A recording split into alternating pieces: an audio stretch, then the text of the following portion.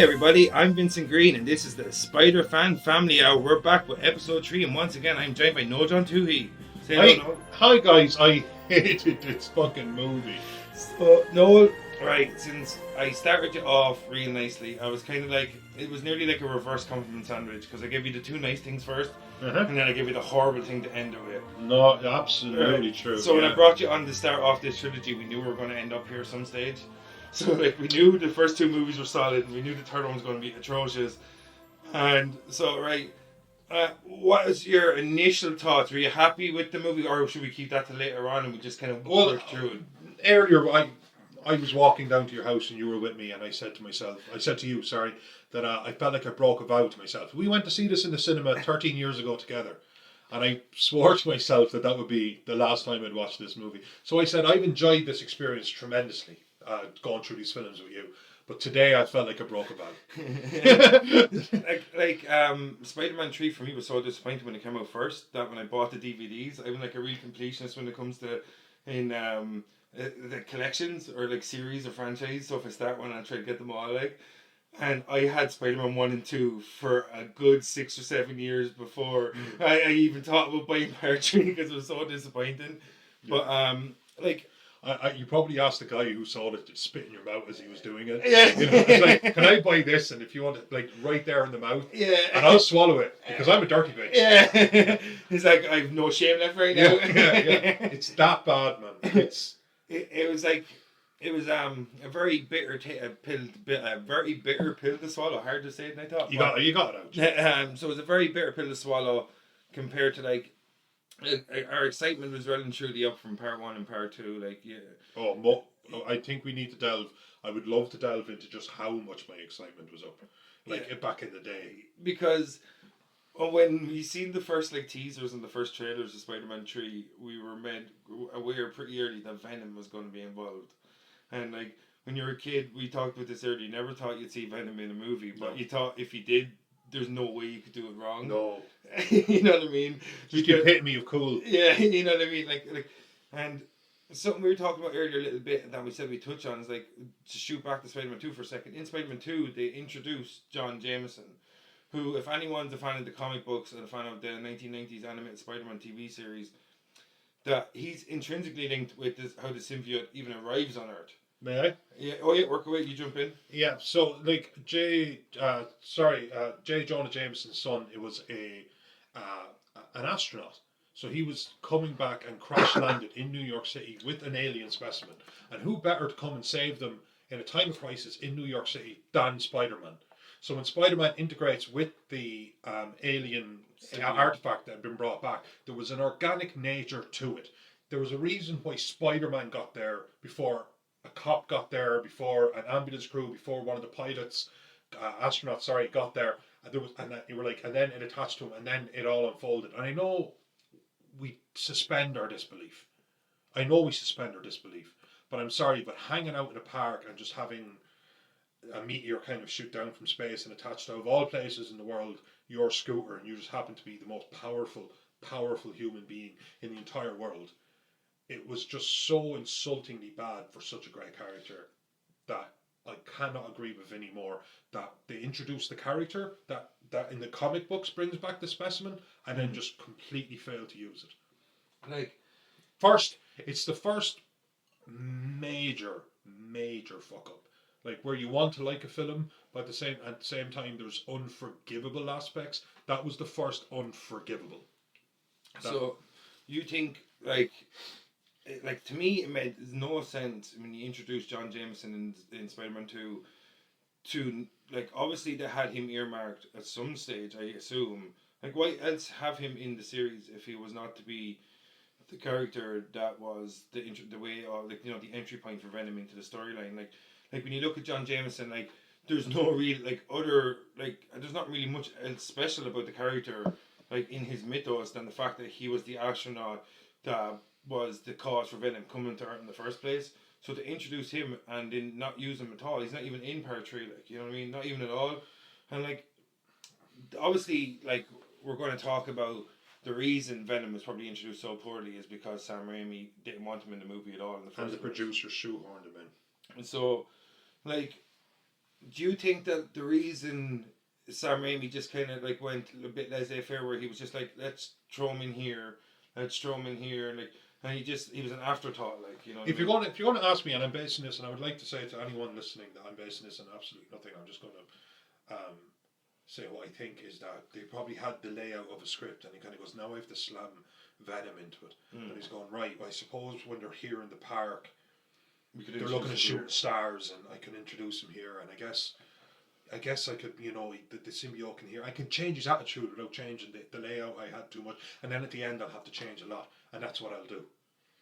And it was, I think Sam Raimi fucked up this film. Yeah. But Sam Raimi did not do that by himself. So I'm not giving him a pass, and I love Sam Raimi, but I'm not giving him a pass. But at the same time, I don't think it lies squarely on his shoulders. This is producers waving their dicks around, and it fucks with films so often.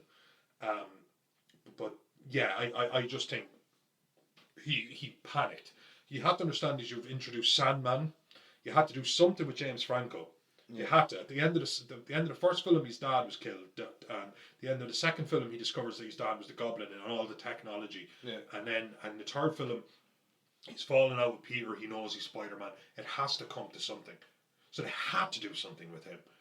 And then you have to put Venom into it. And then you have to, after all that, you have to put Spider-Man into a Spider-Man film. Yeah. You know what I mean? You haven't even introduced your main character, and it already sounds like the workload is too much. So it's like in this, in the first Spider-Man movie, David Coep wrote it. In the second one, Alvin Sargent wrote it. I got that wrong last week, my bad. But like this time, there was 3 writers. It's like Sam Raimi, I think Ivan Raimi, and Alvin Sargent. And do you think this is kind of one of those cases? Too many. What's that saying? Too many cooks spoil the broth. Yeah, too many cooks spoil the broth. So do you think that's kind of one of those? I'm actually going to controversially say no, in the sense that I'd say they got together and said, right, Sandman the bad guy, we have James Franco integrated as well, we can have a lot of action scenes, and then somebody comes in and goes, no, the money men need Venom. And then I think three writers that I like to write, and I'll never be on these guys' level, so I don't get this, I'm not trying to shit on them, but they go like, well, fucking hell, man, it's a 2 hour and 15-minute film. So you think there's definitely a version of this without Venom in it at all? I do. I believe so. I mean, I believe so, and I'm sure somebody might hear this and know I'm wrong, but I believe so. Yeah, of course. It seems that way. They made a film, but they knew. But the whole thing about Venom is that Venom is integrated into Spider-Man, the person. He meets Spider-Man, becomes a part of Spider-Man, he integrates with Spider-Man's powers, he separates from Spider-Man into a person who hates Spider-Man, and that makes them the we that is Venom, and it's beautiful. It's one of my favourite, if not my favourite bad guy, anti-hero, whatever you want to call him in comics, but they shoehorned it in the most inexcusable way. And as much as I was eager to see Venom, I was under the idea that this is going to be a good film. And at the end of it, and I can't believe I'm saying this, I walked out of the cinema and went, why was Venom in that movie? Yeah, like, I think that's the problem, like, because like, you'd rather have a character be absent than to be shoehorned in, like, you know what I mean? Of course, no, absolutely. And like, I think that the fact that you have, like, you named off Sandman, the new iteration of the Goblin, and Venom as the kind of the villains in this film, and it shows once again how deep Spider-Man's rogues gallery is. Like, if you look at it, man, huge. Like, he's probably the only superhero that's had a different, like, that's had so many movies, but has a different villain in every single film. He has a Sinister Six. You know what I mean? It's crazy. Like, and outside the Sinister Six, he still has awesome characters like Kraven and stuff like that, like, and Venom and Carnage. You know what I mean? Like, and like, you look at, you have Kraven, Venom, and Carnage, and you're like, and then you have the Sinister Six. That's 9 high-level villains. You know what I mean? And I think that's always been one of the appeals of Spider-Man, not just to the general public, but to studios and filmmakers, because you can constantly, like, it's nearly like James Bond. You can constantly have a new Spider-Man for a new generation and not have it feel old hack because you have a new villain every single time. Like, you know what I mean? I am a comic. Like, I mean, I think I am to comic books what you probably are to films. Like, I would absolutely tip my cap to Vinny in terms of films, and Vinny's a huge comic book guy, but I would probably be, I would read slightly more comics and all this kind of stuff. So that's kind of where we balance each other out. And in the comics, I can honestly say, I can't think of anyone that has, and to use your words, rogue gallery. I actually think surprisingly, The Flash has actually a really, really good range. It's not often touched upon, but not like Spider-Man. Yeah, no, absolutely right. Between like the Vulture and Mysterio and Doc Ock, and you know what I mean. Like, and you're talking about Shocker Like, you know what I mean? And Rhino, so Rhino, like you said, there's and there's like Doc Connors in this is in Spider-Man 2 Lizard, and 3, and he becomes Lizard.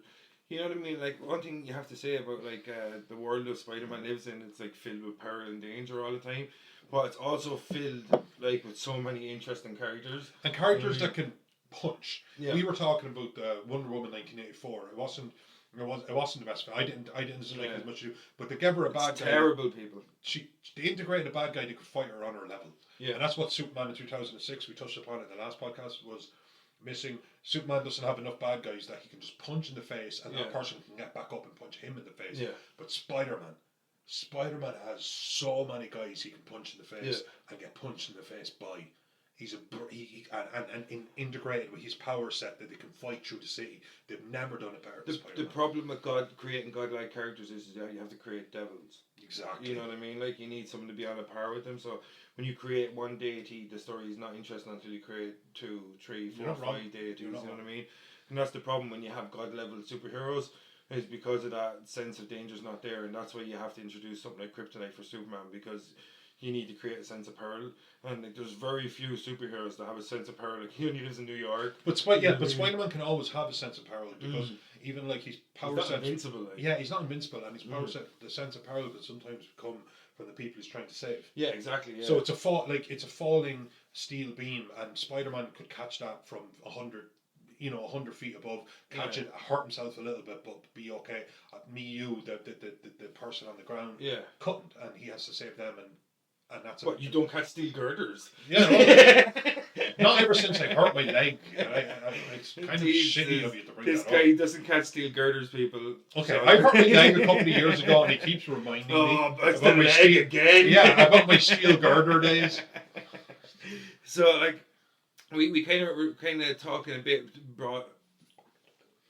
We're kind of talking a bit broadly at the minute, and so I want to kind of circle back to the movie a bit more. So, like this is the kind of the first one where you really see at the start of the movie the Spider-Man's on the up, like literally at the zenith probably of his not only like happiness but his public acceptance by the general population of New York. Like he's like swinging in, and he's like on the big Titantron or whatever they call the huge TVs in Times Square, and there's like a big Spider-Man face on it, and now he's become New York superhero. Like, and did you like that angle, because like it kind of fed into Peter Parker's ego and hubris and stuff as he went along? Like, I actually did, because I remember going to the cinema and seeing.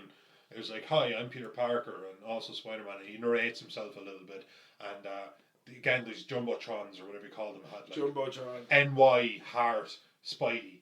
Like they absolutely loved him. So even though he wasn't like materialistically, benefiting from it, he was appreciated. And I said, you know what, they can do a lot with this, because they can, like, again, what they did do maybe quite well was made MJ a bit jealous, because the appreciation of Spider-Man, and she was struggling in her craft, and no, she was successful at the start. She was successful, but then when she's tossed aside, dwindling.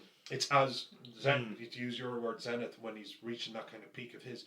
And I thought, they can use this. This is good. Like, this is Spider-Man's finally feeling himself, and now he's about to face his biggest challenge. Yeah. And that's the most comic book thing ever. Total side note. If you're swinging around New York and you're Spider-Man, you're earning no money for it, and you see all this merchandise with your face on it, how pissed off would you be? I'd be shaking guys down for insurance money. I wouldn't be a good Spider-Man. Neither would I, because I'd be like, who's seen the money for this merch? You know what I mean? I'd be all like, it sure would be a shame if somebody was to come down and spider ball web this place. That's oddly specific, and I don't know, guys. Stuff happens. Like. Like, do you think it would make more sense for Peter Parker instead of being Spider-Man's photographer, if he was his merchandise agent or something? Absolutely, But it's totally off topic. But so we go through the movie anyway, and it starts, and then he mentions how his life is going great, and like, once again, this showman class with Doc Connors and stuff, who we mentioned earlier, becomes the Lizard, but not in this iteration for some reason. I think they set it up. I think they set it up as a possibility, just to play it safe. It's good to integrate the world of Spider-Man. So I don't fault them for that. There was the one-armed professor, and that right there is the integration. Are you thinking that he should have been a villain, or do you think he was going to be a villain later on? I think I think it's like back in a horse both ways. I think Sam Raimi wanted to expand on the world of Peter Parker, and why not? Again, we were talking about how rich his rogues gallery is, and why not just have like Eddie Brock, the photographer, and Dr. Connors, the professor. This is something we were talking about earlier. I said Eddie Brock should have been introduced in Spider-Man 2. And that way you can actually save so much time in Spider-Man 3 by building his hate for Peter Parker in part 2 as a side character. You just cast someone that's like maybe a slightly B-level actor, someone definitely better than Topher Grace, but like someone that has a few chops, that doesn't have a big name, that doesn't mind to be a side character in one movie because of the prelude to the next one, which the fact that Eddie Brock wasn't introduced in part 2 probably shows Venom was not supposed to be in part 3. Like. And us nerds and stuff, I was watching just a superhero film last night. I think I don't think I'll get into it because, but it was like, oh, my name is such thing, and I comic nerdgasm. I went, I know who this person is. You won't know this, but this person actually integrated. And the kind of in Art 52, they integrated this person, and I was like, or comic nerdgasm. Are you talking about Wonder Woman 84? I am, and I'm talking about Maxwell Lord. Okay, fine. Is everyone fucking happy there? Yeah. But one of the poorest uses of a good character actor I've ever seen. Pedro Pascal did more good acting with a Mandalorian helmet on him in the entire run of Mandalorian so far than he did in Wonder Woman without a mask on. That's the get back on topic slap. If you heard it slap, I'm glad you heard it slap. I just want people to know. So right, we jump back into Spider-Man 3. Yeah, sorry, but we were just talking about Eddie Brock. He'd been introduced in the second. It would have just felt organic. Yeah, more. Do you remember even something? This is the most simple thing I think was ever been done in a superhero film, and it was so effective. Yeah. Batman Begins. Yeah. At the end, Gordon, Commissioner Gordon, gives Batman a Joker card. Yeah. That was it. They never touched upon him. That was good. They literally gave him a Joker card, and he went, "I'll look into it." And my comic nerd brain went, well, like it wasn't complicated, but I went, "Oh my god, Joker!" They just like did you figure that out? I did. There was something about the Joker card being given to Batman, and everybody else in the cinema was like, "I don't know what that." I walk into your house, you got a murder board up, and you got like thread going through this. The Joker card. You have all these comics torn up. Don't you see, Vinny? They're going to use Joker in the second film. You're like, I know. Yeah. I knew by the card, but they didn't. They didn't use. I know they didn't set this film up in any way. Yeah. And then the word I use, I think I've used the word 10 times today, and I honestly can't think there's a better word, and the word is shoehorn. Yeah. They shoehorned Venom in, and because he took up a certain amount of time, not a lot actually, to be fair, but they had to cut back on James Franco's Goblin, and they had to cut back on Sandman. Yeah. And then for some reason they decided that we need 3, count them, 3 Mary Jane Watson songs. That's a real point of umbrage with you, isn't it? It drives me crazy. Like, it has for 13 years. It drives me crazy. Like, it really annoys me when you have a very set limited time of like you have 2 hours and 15 minutes or whatever, how long it ran. Yeah, it was a long movie. Yeah, but you have a very set limited time and you waste scenes when you have 3 villains. Like, all of those scenes you just mentioned of Mary Jane Watson singing, you could have had character building for any one of those villains. Anyone. And when you see like how ridiculous it gets kind of ridiculously off the mark it gets when like you have Peter Parker dancing around a jazz club and stuff like that later on in the movie. Like it just like it was a mess and muddle of different tones. He was trying to add this like strange and really campy style of humor on top of like this kind of dark undertones he was trying to manifest with the Venom character that never came off as dark or menacing. It just came off as silly and like emo-ish, and like it was like he was whingy more, and he was like there was no submersiveness. Yeah, exactly. You know what I mean? I did not. We've talked about Superman of 2006, and again, I know we keep circling off films, so I just want to make a point quickly, and that was that. The reason I failed is that I didn't give Superman something he could punch in Lex Luthor. They just didn't execute it in that way. Yeah. But the world was so submersive. I found that the nature of it, the timeliness of it, the way, the aesthetic of it. I felt really submerged in it, and I thought a second one would have been great because I thought they did such a great version of establishing the world. But this film, I just felt like they dropped Peter Parker in it, and I was like, you know what, I'll be my normal nerdy self, and then I'll be overconfident, then I'll be cocky, and then I'll be aggressive, and that's fine, do that, but lost any sense of itself. Do you know? It just felt like it was 5 films that were thrown together. Like the way they portrayed the evilness and stuff like that. I think like what we'll do is we'll jump back a bit, right? Because we were talking about Venom earlier, and we were talking about the introduction of that character, and we're going to use that. I think we lose that to lead on to our other points, because that way we can kind of get back on track, right? So, right, we introduce Venom. He jumps on the back of Peter Parker's scooter. He scoots on off and stuff. And like the next sequence, isn't it, where they introduce Sandman, or in and around that part of the movie. You're talking about when they actually... Yeah, I want to talk about the jailbreak, where, as you said earlier, he breaks out of jail, and the first place he goes is home, but yet the police aren't there waiting for him. Which they're actually driving down the alley, and they're shining their lights. Yeah. And he jumps up a ladder, fire escape ladder, and he goes into his own apartment. It's like they were looking down the alley by his apartment, but not in the apartment. Yeah. It's just like the clothes he was wearing, is that supposed to be his prison uniform? I was just thinking. No, you know what? Like, this is the thing. I'm going to give him a complete. To him? I'm going to give him a complete pass on it, because, like, comic book nerds like me, who quite often, even when we're appeased to piss on things, that was what Sandman looked like. Yeah. And they gave him the Sandman look, and trust me, I'm about to shit on this film. Yeah. So if I can give passes anywhere, I will. He had a kind of a dark blue and kind of dark navy kind of striped shirt, and that's what Sandman always looked like. But it didn't look like a prison uniform. Is that supposed to be his prison uniform? No, it definitely wasn't a prison uniform. It looked like a gardener's uniform or something like that. But I want to say, like, so I want to say is that, like, literally the part of Sandman was played by Thomas Hayden Church, who I think quite well. He's in the Sideways movie, I think, with Paul Giamatti, and like the whole character. I mentioned this to you earlier before we started recording. I'm not a big fan of these characters that kind of to take on like the embodiment of like a natural resource or whatever, like, or a natural element. Like, I don't like a big sand. Yeah, Hydro Man. Or a Hydro Man, because as I said to you before, Johnny Storm.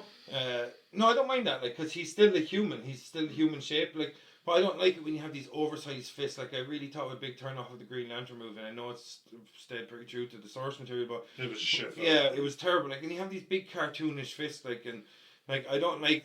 It's like when the Mummy was kind of the way they did it was kind of cool. We were saying that to you earlier with Brendan Fraser, where it was like it was a sandstorm. So like it'd be like they went nuclear, and that's what was so cool. Exactly. It's like when you're out running a sandstorm, it's hard enough. But when you're out running a sandstorm with a purpose, it's extra threatening. Like, you know, because it's aiming for you. You know. Not wrong. So like I never really like. I always thought there was a disconnect between, and the fight scenes were always limited when you have these kind of big cartoonish appendages and stuff like this. But like I didn't like Sandman as a character from the cartoons either, and I always felt this way about like these big over the top characters like Hydro Man you mentioned and stuff like this. So I didn't think he should have been in the movie at all, really, and I didn't really like Thomas Hayden Church's portrayal of him because it was a bit one dimensional. All he does is kind of mope every now and again.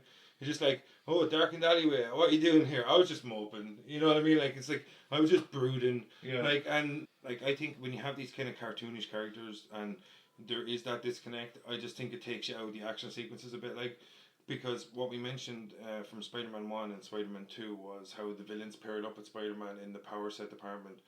And like when you have Green Goblin and you have like Dr. Octopus and stuff, you have these awesome like set pieces where they're like going up buildings or they're like shooting in between debris and stuff, and you have one guy's a flying character, so it matches well with the web slinging. One guy's got like the 8 appendages, so it kind of counteracts well with the abilities someone that's imbued with the powers of a spider would have. So they work really well. But when you have Sandman, I don't see the connection there. You know what I mean? Like what was your feeling like when you seen Sandman was coming up? And I know you might have a different feeling. So like when you seen Sandman was going to be one of the characters, were you as excited as you were when you heard Venom was going to be a character? No, I think Sandman. Yeah, no, I wasn't as excited about Sandman, but I remember like again. Hindsight's 2020, and I think they could get Sandman in the character, and they didn't have to rush him. I actually thought how he became Sandman was handled pretty well. And we knew the technology was there from the movie, exactly. like I mentioned. And you can use the fact that Spider-Man will always try and stop a crime in progress. Yeah. So that Sandman could always draw Spider-Man to him, not fight him on the level that you just kind of discussed between like Goblin and somebody who can like climb up buildings with his metal appendages, or somebody who can literally fly. Exactly. So Sandman doesn't fight him on the greatest level, but at the same time, the good thing with heroes is that if you can place anyone in danger, that's a good reason to draw Spider-Man in. Yeah. If you can throw anyone in the air, that's a good reason for Spider-Man to use his agility and all of that. It's like you mentioned last time, he's always going to have to be Spider-Man. Exactly. Yeah, He's always going to have to be Spider-Man. So I thought that's fine. He needs money. He's a sick daughter. I thought they could drag him in. And again, I thought I hate the character, to be frank, but I don't hate the actor. I don't hate the betrayal of him. I don't hate the betrayal of him. I actually thought how he was introduced was quite one of my favourite films. Was him materialising out of sand and trying to grab his daughter's locket and keep failing, and then learning how to kind of make himself as dense as sand like allows you, and kind of him getting the grips with his powers. Exactly, I thought that was cool. I thought it was the most visually impressive part of the movie. Did you like that? Like, do you think for the first section that was like the strongest part? Oh yeah, I thought the first fight between Goblin and Spider-Man was actually quite good, and I still had hope for the film. And then when Sandman was it was kind of Goblin and Peter Parker. Yeah, exactly, because he wasn't in the Spider-Man gear. It was actually Goblin and Peter Parker. And then I thought that Sandman. I thought, okay, let's see how they use him. But then the film, it was like I watched. It's like the exact opposite of a director's cut, where they extend on characters. Yeah. They release the 12 minutes that the studio cut. Yeah. It was the opposite. I felt like I was watching a Spider-Man v Venom film, a Spider-Man v Sandman film, and a Spider-Man v New Goblin film. And then somebody said, no, let's make these all into one film. And then so much of the film ended up on the cutting floor. So I thought the power set between Spider-Man and Sandman wasn't great. Because I've discussed this with you many times. I think a superhero needs somebody that can punch. I think that's why Bane was such a good bad guy. It's like styles make fights in boxing exactly. and stuff. You know like Superman fighting Batman isn't a great idea, and it was unless Superman has one good thing about Superman and Batman. Sorry to cut across you. Is that like Superman is superhuman in strength, but Batman is like nearly superhuman in intelligence. So it's a battle of brawn against in brains, preparedness. You know what I mean? In preparedness. It's like Hulk versus Iron Man to an extent. Yes. You know what I mean? It's technological. That's fair. That's good. Super strength. It's like natural gifts to other. It's a complete other natural gift. Go sleep. Yeah, exactly. I'm sorry. Remember the but I just think that's the best way to do it. Sometimes like the way you can match like a Superman or something like that is to have someone that's the best of humanity in the sense of like in a. Like, the Boy Scout. Yeah, exactly. Like when Superman is like the best that humanity could ever be, is at like God level, like we mentioned earlier. And then when you have someone like Batman, that's like the best of humanity in the sense that like he's the best of us in intelligence, the best of us in like inventiveness. You know what I mean? Like how he can deal with a situation. And I think that was like something that like Spider-Man always shared with Batman. And exactly, it didn't have the Spider-Man 3 didn't have the cleverness. I didn't hate the scene where he fights Sandman underground. Because it's a good area where you limit. Yeah. You're talking about a guy that can use a city like Jackie Chan uses a ladder factory. But he can create his own momentum, and he can alternate himself between certain states. But then you have him underground, and I thought, okay, here it's going to be tough to fight him. But I always felt like I didn't know what I was watching. Like even when he was fighting Sandman with the black suit, I'm like, is this a Venom scene? Or is this a Spider-Man versus Sandman scene? Or is this a Venom versus Sandman scene? Or is this a Peter Parker versus Venom versus Sandman scene? The film had lost this cohesiveness to me. Exactly, like in the first two, one thing we mentioned about both of them was pacing.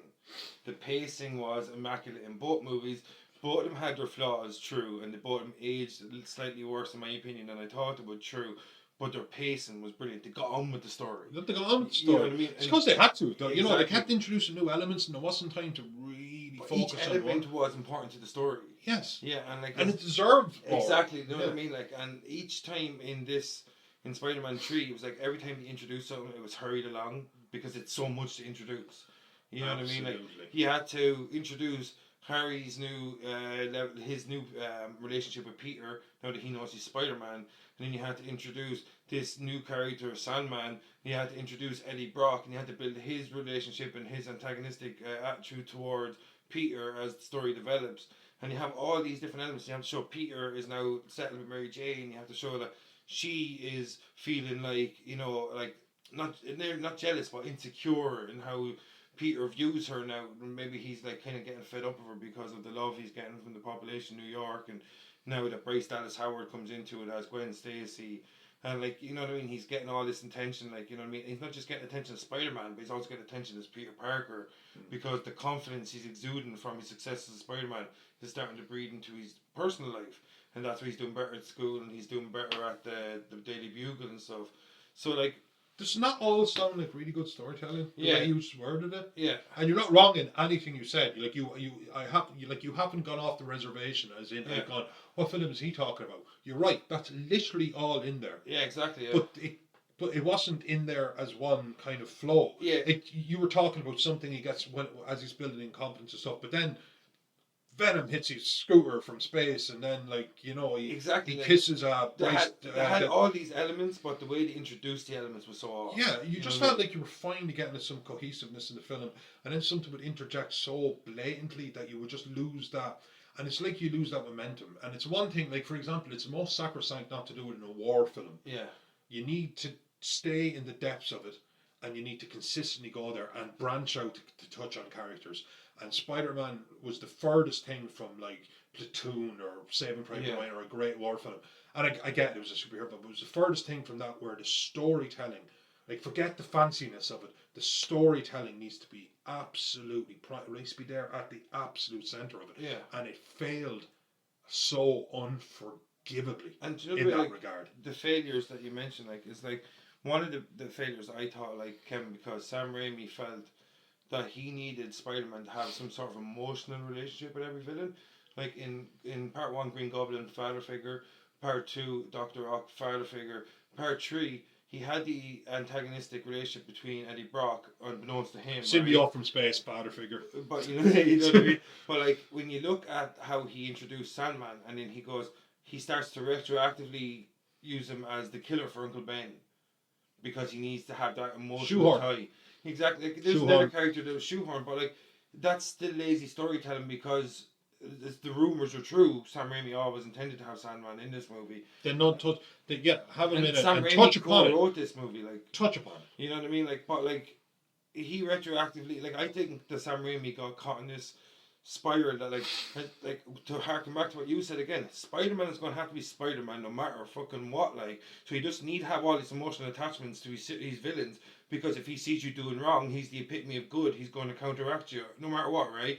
So when Sam Raimi was like, oh, I have to keep up this theme, this true line I have through the series, that he needs to have this emotional, like, conflictment or emotional, like, he has to be emotionally conflicted, like, with how he views the villains in his pieces.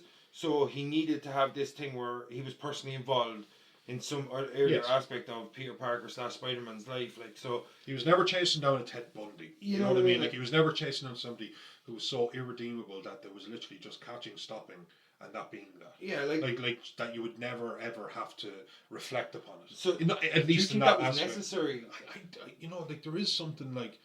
Does he need to be personally intertwined with Peter Parker? There's something about comic books that has a tendency to do that. Except, and there's glaring exceptions. There's Carnage. There's the Joker. Yeah. You know, there's just absolutely irredeemable characters, and their insanity is kind of what's going from. But a lot of times, like Dr. Connors and stuff like that, there was always like they went so far off the path, but there's something there, and there's like they try to imitate. I even think some of the old mythos of like Disney stories and stuff, and even Greek stories. Do you not think though, right? The fact that wasn't it just Joe Chill kills Bruce Wayne's parents, he becomes Batman. Some random guy kills Ben Parker, ends up Peter Parker becomes Spider-Man. It's the randomness, the random nature of that act. Random trauma, specifically. You know what I mean? Like, because it could happen to anyone, anytime. The fact that you have to say, no, that random act had meaning. No, the act itself had meaning, not the person that perpetrated the act. The person that perpetrated the act isn't important. It's the randomness, it's the nature of the act. Because the only way you would look to fix a city at its core is if you go, oh, this can happen to anyone at any time. Yeah. No one has to. How many times are you just watching something and you know, and you just, I ended up saying like a true crime series, like, you know, it's like, oh my god, that could happen to anyone at any time. That person was walking home. Oh man, you know, in my life, I lost, somebody I loved a few months ago in just the most awful way, and I went, wow, okay, this actually can happen to anybody at any time. And And again, I wish I didn't say it that way because I mean, your numbers it up. It's feels just so generic and stupid, if I'm being honest. But at the same time, yeah, there is this kind of randomness to it, and they use that to fucking like propel it. propel the story, and I think that's great because it kind of gives that whole of something dark, some light is born, and I think that's what comics always are. Comics at their core are hope. It's gay. No, it just sounds like I'm going to the Jacks. I'm just filling a glass, people, just if you're wondering. Sorry. No, but like you said, comic at the core is hope. Yeah. Sorry, I take back the word gay. We're in Ireland, and that usually just makes silly, as in No, it's kind of like big up. So like no, don't worry about that. So like literally what we do is like when you look at these things, like as I said, like if you give there's no need to give later significance to it because the act itself is significant onto itself. You know what I mean? So like the only thing that like really annoyed me about this is like bring Sandman to the party if you want, but there's no need to give him this greater mythos to his character. There's no need to go backwards. It's kind of like when you watch Batman with Michael Keaton and then you find out that the Joker was the guy that killed his parents. There's no need to do that. There's no need to reintroduce like a villain. That you don't need to attach him to an earlier trauma because the trauma onto itself has that meaning anyway. So like it doesn't need any like what's his name? Flint. What's his name? Flint Marko. Terrible name, but like I just think like the way he got the villains so right for the first two, he equally got them wrong for the third movie. You know what I mean? Like, but this is what happens. Goes back to your too many cooks kind of thing, as in like do one thing well instead of doing 5 things badly. Yeah. And they ended up doing 5 things badly. And I mean, and not just that. Let's get outside of superheroes. Let's say the thing that I absolutely need to say. And that's it. Mary Jane Watson sang 3 times. Yeah. You're talking about a film that is starved of time. Yeah. I know it's 2 hours long. I don't care. You had Venom, you had New Goblin, you had Sandman, you had Spiderman. Perfect observation the way you phrase that. Starved of time. It was completely starved of time when you're trying to introduce all the things I mentioned previously. You know what I mean? Like, you know what I mean? When you're trying to introduce, like, as you said, Venom, Sandman, the new relationship with James Franco, Harry Osborn, you're trying to introduce all this, Eddie Brock, you know what I mean? Like, so, like, the symbiote, you have to introduce that, like, you take out 2 of those singing scenes. Yeah. And you got a better entrance for Venom. I'm just saying, like, I actually think, like, Mary Jane Watson, and I think they made her such a hapless, the female hapless character. So shallow. She just finds herself in, like, she was literally taken hostage by the Goblin, the Doc Ock, and she was taken by Venom. But like, I get it, they gave her character, but she was an actress and a good singer, and they gave her that. Yeah. And then obviously it doesn't go well, and she went to cabaret or whatever it was, and they gave her. But then at the end, I have her singing again. I was like, dude, can you not even, of the 9 minutes dedicated to just a song, could you not take 3 of them and give them to Venom, who was apparently on the screen for something like 7 minutes? Like, dude, like Venom, Spider-Man's Joker, Spider-Man's Lex Luthor, like an inversion of him, an absolute bastardization of him, and they gave him 7 minutes, like in total. And you're just thinking, like, could you not give him 10? It still probably wouldn't be enough. Could it not be 10? When you said inversion, it just reminded me how terrible Tenet is. Yeah. But we can't. But we won't go there. But like literally, like you're right though, because when you have, as you said, when you're starved for time, and you're trying to build a story around so many different elements, and you only have 2 hours and 14 minutes. You don't have like a 3 hours that like a Lord of the Rings film would afford you or whatever. So you can have your 9 different characters from the Fellowship or whatever. And like, so when you're really starved for time, it's all about optimizing what you can use and what you have to use. You're absolutely right. So it's all about like, it's like, yeah, it's cool. Yeah, I want to have her to have 2 musical numbers too, Sam, but not now. Not 3. Not 3. Like, let them get back together and let it all work out. Can we not 3? And again, like, it's not a shot of Mary Jane. I actually thought. And why does she have to be live bait or up on a stage? Like, exactly. Is that the only thing that does like? I mean, essentially, what they should have done, and just like to cut through it, is she should have just like tied herself to the railway track 3 times, because that's what she did. Like, it's so stupid. That, Is there any more female characters that has like a savagely rich history than Mary Jane Watson? Like, you know what I mean? Like, And I think it's great that, like, I mean, don't get me wrong, I don't want to hold the past guilty for what we've done a little bit better in the present, and you know, we brought Wonder Woman, and we have Black Widow film coming out and stuff like that, and it's great that we've made them like less Marvel too. at least less hapless, or at least like people get caught up in superheroes get caught up in situations where Iron Man has to save an entire ball of people. They're doing the saving instead of always being the ones that are being saved. But do you remember when Spider-Man and Iron Man saved the boat full of people? It's a boat full of people. Yeah, the ferry. Yeah. It's just a boat full of people. It's not a really attractive love interest who, you know, it's just a boat full of people. It's hapless civilians who you need to help, and that's all it was. It was a great scene, not to jump forward to the Tom Holland ones, but it was like, it's brilliant. It's a perfect epitomization of someone biting off more than you can chew. Yeah, no, they did it really well. You know what I mean? Well, we will get to them. But Spider-Man 3, like, let's just get to jump to the ending. It killed the franchise, and fine enough, it killed it on a trilogy, ergo success, ergo money in the bank, and that's fine. You just throw Andrew Garfield in and you continue, but it was not the ending that Tobey Maguire, and it wasn't the ending that Sam Raimi deserved. Do you think the reason there wasn't Spider-Man 4 is because of the studio interference in Spider-Man 3? Oh, 100%. Yeah, you don't. We revolted, man. Us fans, me, you, and I. When I say me and you, I'm not the dude that goes on boards and stuff like that. Yeah. But I was, actually revolted. I thought the second one was really, really good, and I loved the first one, and I thought the second one had the best, certainly at that point, the best action sequence I'd ever seen, and I was excited as fuck for the third one. We were very unfortunate because, like, the last time I remember we were kind of very chipper, and we were like talking about, oh, we had Spider-Man 2, that was like the pinnacle of superhero movies, and I was like, oh, remember X-Men 2, and then we were talking a little bit about Blade 2, and like, we were like, oh, superhero movies, they're the next level now, they're hitting that next level. And then in the space of a few years, we had X-Men 3 Last Stand, we had Blade Trinity, we had Spider-Man 3, and then there was this whole thing, the curse of the trilogy, because we had the Matrix disappointment as well. You know what I mean? Like, and it was really, really, really disappointing. Like, and you can't even blame, like, the way Blade suffered, because David S. Goyer, who was the writer of the first and second one, decided, oh, I'm just going to throw in all the ideas that didn't get used in part 1 and 2. Is that how that went? Yeah. Man, you should see part 3. Like, there's. I've seen 3. I just didn't know that. That's. You know, in part 3, like, not to go off too much, but you know the blood bank idea where the humans are being used as blood banks, and they're like harassing them.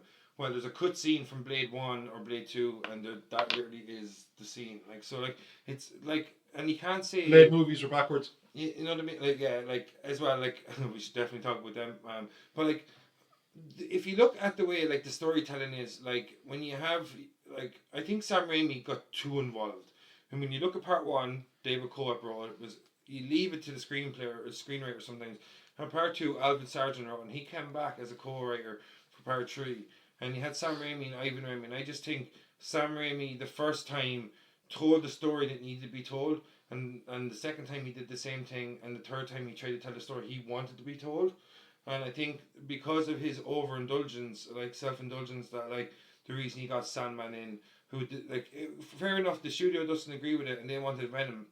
Venom's a better character power set wise. We're always talking about power sets and how they complement each other. Venom is much more appetizing for a general audience as well, and he's stylistically, like, he's very appealing. Sandman, you had that goofiness, like, with the big over cartoonish fists and stuff that I mentioned, taking shapes of hammers or whatever, like. And then I thought Sam Raimi should have just maybe either said, okay, I won't write it, let someone else write it the way you want it done. But I just think it was a bit of an ego. I made, as you mentioned, he made like 1.5 billion over the 2 first entrances of Spider-Man. Just let him fucking make the movie, so. Don't let him write it, though. That's what I'm saying. He didn't write part 1 and 2. Like, he should have known his own strengths. Oh wow, that's an excellent. You know that's an excellent point. Yeah, like, you have the fact that you're absolutely right. And fair enough, you're feeling way. Yourself, and don't get me wrong, Sam Raimi's one of my favorite directors. Yeah. So you're like, absolutely, you're feeling yourself. You know you have talent, but at the same time, you're kind of going like, wow, I was given excellent product. Yeah. And with my vision, I was able to bring it to the screen. Wow. That was everyone playing to their strengths. Exactly. And it should. You're right. It should have been that. And to be fair, like I forgive him. I forgive him his hubris, because I would have that same hubris. Yeah. Where if I could make 2 literal blockbusters, and I'm obviously an extremely talented director and established before I ever went into this world of Spider-Man. Yeah. That maybe I could do it. I get that. But then the studio comes in, and when they were waving their dick around, what I have beef with Sam Raimi is saying, dude, I walk if you think I can introduce 3 antagonists. Yeah. And he's already touch on the love story between Mary Jane Watson and Peter Parker, and give Spider-Man the attention he deserves, and establish Spider-Man's life as New York City sees him. Introduce Gwen Stacy as well, who's never a huge character. Off. You know It's what I mean? too much, like, you man. got Gwen Stacy, too much. Flint Marko, you got you got Eddie Brock, you got so many new characters that are being introduced in this movie. And it just seemed like it was like 3 movies in one. Yeah, it's just, you know what? To quote my girlfriend, it's too big. Yeah. It's just too big, and I don't know what you want me to do with it. Bro, your ego. Yeah, absolutely. Yeah. You set them up and I knocked him out. I did. No. I set myself up for that. I've nothing. So like I think like what George Lucas should get a bit of credit for. Like I'm pretty sure he didn't direct Empire Strikes Back or Return of the Jedi. That was Ivan Kershner or something like that, I think. I'll check it up in a sec because I don't want to insult Star Wars fans. They will come for me. We got Elizabeth Banks wrong. It was Rachel McAdams. Yeah, sorry. Banks. I said Rachel McAdams played Betty, I think her name was. Betty Brand. And she was actually played by Elizabeth Banks. It's a huge mistake, but it's not the worst mistake that's ever happened. No, it's not like you got Tobey Maguire. That would be bad. It's just that, so Michael Keaton's Spider-Man. Yeah, we're just that like Elizabeth Banks has made way worse mistakes, like as in the new Charlie's Angels movie. Yeah, God. So you can comfort me. I got ammo. You know what I mean? That film was terrible. No, she nullified that by saying if you're going to make a flop, make sure your name's on it 4 times. Yeah. For me, that I've never seen the film, but for me, that instantly excluded her because like the empowerment she showed there was so impressive. She just owned it. Yeah. I directed it, I produced it, I wrote it, and I starred in it, and I fucked up. You know, like you know the way like Trump has all those like horrible things he does, but he puts his name on them. Yeah, no, he does. He's like, I get it. It's shitty, but I did it. Yeah, you know exactly. what I mean? Like, this is great vodka. I don't drink, but I assume it is. Yeah. But like, I think that like. That's where Spider-Man 3 kind of fell off the wagon a bit because you got Sam Raimi who might have been a bit egotistical like with the way he dealt with the studio because I don't want Venom in it so I'm going to not pay Venom the homage he deserves. It's another time he's very... I said this to you earlier that the common theme for this podcast could be the misuse of characters. Do you remember that like when we were watching it and I was saying like how if you look at Venom he's poorly introduced. You look at Eddie Brock, he's poorly cast and poorly managed. Even if you look at Spider-Man 2, Harry Osborn was poorly managed. Poorly managed again in Spider-Man 3. Like so, like here, Flint Marko, I think that was a wrong choice for villain. That's just my preference. You know what I mean? So like, okay, sorry, Spider-Man 3 and Vinnie Green has been asked to make it. There's studio pressure, so it was the same thing where you were kind of thinking of introducing this dude. Yeah. Flint Marko as Sandman. To be honest with you, I don't think, and even this hypothetical that I've just created, I don't think you can get away from having to do something with James Franco. Yeah. It's been in 2 films. Yeah. It's been building. Oh, so that's what I said to you last time. Absolutely. Like, I didn't want him there, but I think retroactively. But there you are. He's not dead. He's not. You didn't kill him off in the second film or something like that. And he's discovered his father's lair. Exactly. Yeah, you have to do something. Yeah. So there you are. As far as I'm concerned, Spider-Man, Mary Jane Watson, James Franco exist. There's studio pressure. Do you take Sandman out and try and introduce Venom? Personally, I wouldn't because I just think that's too much of a task. Yeah. As much as I love Venom, what do you think that Sam Raimi could have done despite all of the pressure from the money men that could have stopped this film from being what I consider such a colossal failure? I think when you're a creator, you have to understand there's 2 sides of the business. The creative part and the business side, right? But mainly, if someone's entrusting you with 250 million, or like I think the budget is like it says between 260 to 315 million dollars, right? If someone's entrusting you with that kind of money, you have to allow them to have a voice in the room. So if someone says to you, "Okay, we don't like Sandman, introduce Venom," what he should have done is he should have been a professional, either got out of his own way and allowed Alvin Sargent and Ivan Raimi, or just Alvin Sargent on his own, to rewrite the script from scratch and keep the similar elements, but just use Venom instead of Sandman. I think you have a much better movie. Like, I think when someone's entrusting you with that much kind of movie, you have to just let your ego aside. Yes, you're the talent that brought that kind of budget to the dance. The reason they're entrusting you is because part 1 and 2 were roaring success, but yet you didn't write either of those movies. So you have to understand, if this movie's not going as well as part 1 and 2, you're the new element on the creative side. Then what's the problem? You're the problem, because you're the new element that's making it off kilter. You know what I mean? So I just think you have to get out of your way, introduce Venom. He's a more iconic character. It's a third part of a trilogy, so you have to go big or go home. It's just the way it is. That's the way trilogies are set out. So like, you have to introduce Venom, pay him the homage he deserves. I think the opening sequence is very easily done. John Jameson's already introduced in part 2. You have him up in space. You stay true to the scene from the cartoon. It's a flawless scene. It's beautiful. It has gravitas. Has loads of drama in it. You do that. There's your entrance. You introduce Spider-Man straight away. You have Venom in from the get-go. And then you make it a Spider-Man Venom movie with hints of the new Goblin. Well done. You know what I mean? That's actually all you a have to do. very good answer. You know what I mean? It's a very good answer. It's a very good answer. It is a very good answer. But at the same time, what was he supposed to do? There was obviously so much pressure that he said, God, this film needs to be in the cinema by May 2007. I think it was a summer film. I actually can't remember. But it needs to be there. And this guy is constantly at you. Like, it's why Kevin Smith walked away from Superman. He said, "No, I'm not introducing a giant spider." Yeah. You remember? Like, that was the thing. You should, for anyone listening here, look it up. He got out of his own way. He got out of his own way. A guy wanted to introduce a giant spider. Now, when do you remember Superman fighting a giant spider? You know what that producer ended up to make? Wild Wild West. Yeah, his name was John Peters. And he used to be a hairdresser. For Barbra Streisand, I think. Something like that. And he said, Kevin Smith made the great joke, is that in Hollywood you fail upwards. Yeah. And he said, and the guy ended up saying, giant spider. So obviously he got his giant mechanical spider in Wild West. And you're kind of dude, you don't know how to make films. Yeah. You're literally just saying words to me. And I have to fucking do that. I'm the guy. Sam Raimi will forever be the guy who made my least favourite superhero film of all time. Now, there might be worse in Ghost Rider, or there might be worse in, I hated X-Men 3, but Sam Raimi made my least Do you remember favourite. what I said to you earlier? Why was that the reason? And the word was expectation. Expectation. Yeah. You're absolutely right. There was what I read 200 Ghost Rider comics in my life, but I've read 2,000 Spider-Man comics in my life. And when you see the trailer for Ghost Rider, you're like, oh, this is going to be a dumpster fire. Dumpster fire. You know what I mean? You're immediately like, you're... It had the line, that I just think, like, I would have walked off the set when I was given it, and it was like, he may have my soul, but he doesn't have my spirit. I would have just got, no, can I just get my dick out? Man, by the looks of Nicolas Cage's back catalogue, he doesn't walk off the set for any line. You know what I mean? Like, no, absolutely. Yeah. But like, I think, don't say. You know what I mean? Like, I just think like the problem with like, if you're entrusted, as I mentioned, with so much money, you just have to get out of your own way. And everyone can say what they want about Kevin Smith. He makes like the odd bad movie or whatever. But he always says, like, when he understands in a moment of time that I'm not suited to this project, he gets out of his own way and he lets someone else do it. And you know what he does?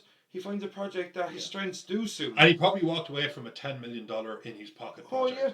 But he knew that he couldn't. But fair enough. He respected the source material to the point. Like, that's why he holds such a high place for nerddom, because he is one of us in a lot of ways. That he's just one of us that made it big, and he's a millionaire. He can fuck up. He can fuck up, but he never fucked up on purpose. Yeah, exactly. He never went, you know what? Fuck it, it's a payday. Yeah.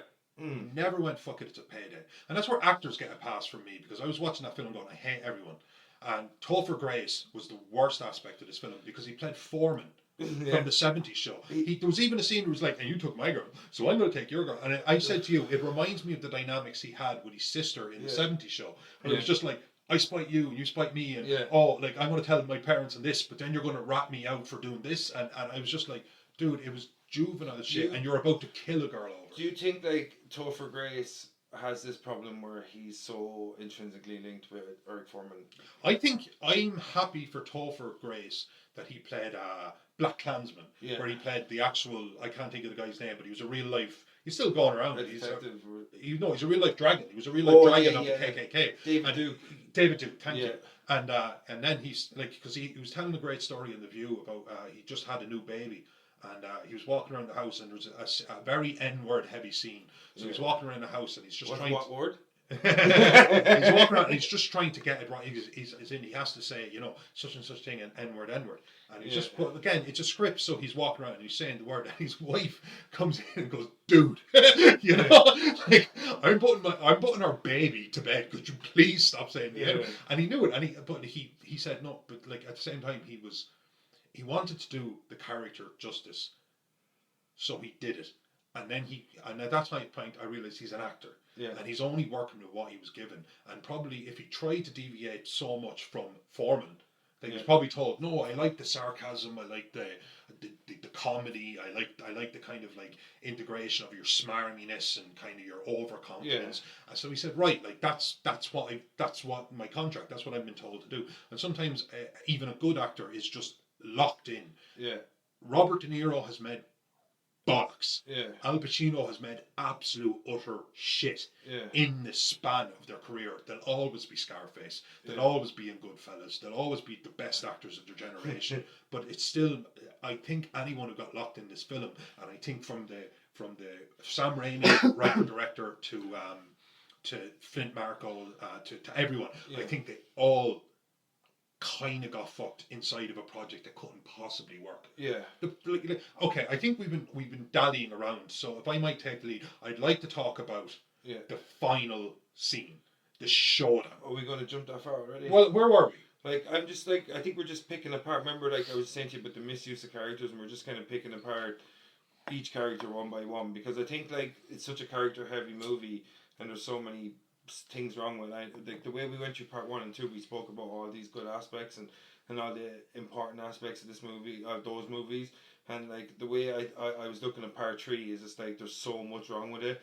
I wanted to kind of pick apart the reasons why it's wrong. You know what I mean? So we're talking about like Venom and how that was poorly used, and then you brought up Topher Grace. So like the reason that like Topher Grace, like we're saying because he didn't suit the role, or maybe that's not how we envisaged. He was typecasted and he had to stick to it. I'm sure he wanted to do more, but I've come to know him as a very decent actor since that he was stuck. I'm sure he looks back on that as a... It's like in Predators. It's like... Do you remember in Predators he came across... he was like serial killer, doctor kind of character. Even though he was more chilling in Predator than he ever was as Venom, you know what I mean? But that's because he was given the freedom to be. Yeah, exactly. Like, absolutely. Or do you think it was maybe slightly more far gone from that 70s show that he was starting to... He's probably, like, I won't be surprised if Sam Raimi saw it and saw it. Wouldn't he be great? Because we do, like, Spiderman tried to keep it a bit light. Like you said, the bad guys are never full-fledged bad guys. Yeah. Not in the Joker sense. And so they thought, we could use him. Anarchistic. Like they were never anarchistic, or even if they were misguided or taken over by something like a symbiote that messes with your head. They tried to give him a little bit of humanity, but they overshot the mark by making him goofy and shallow. Yeah. And it was like the worst. Foreman wasn't really always that, but sometimes he was. He was a complicated kid, and he messed up.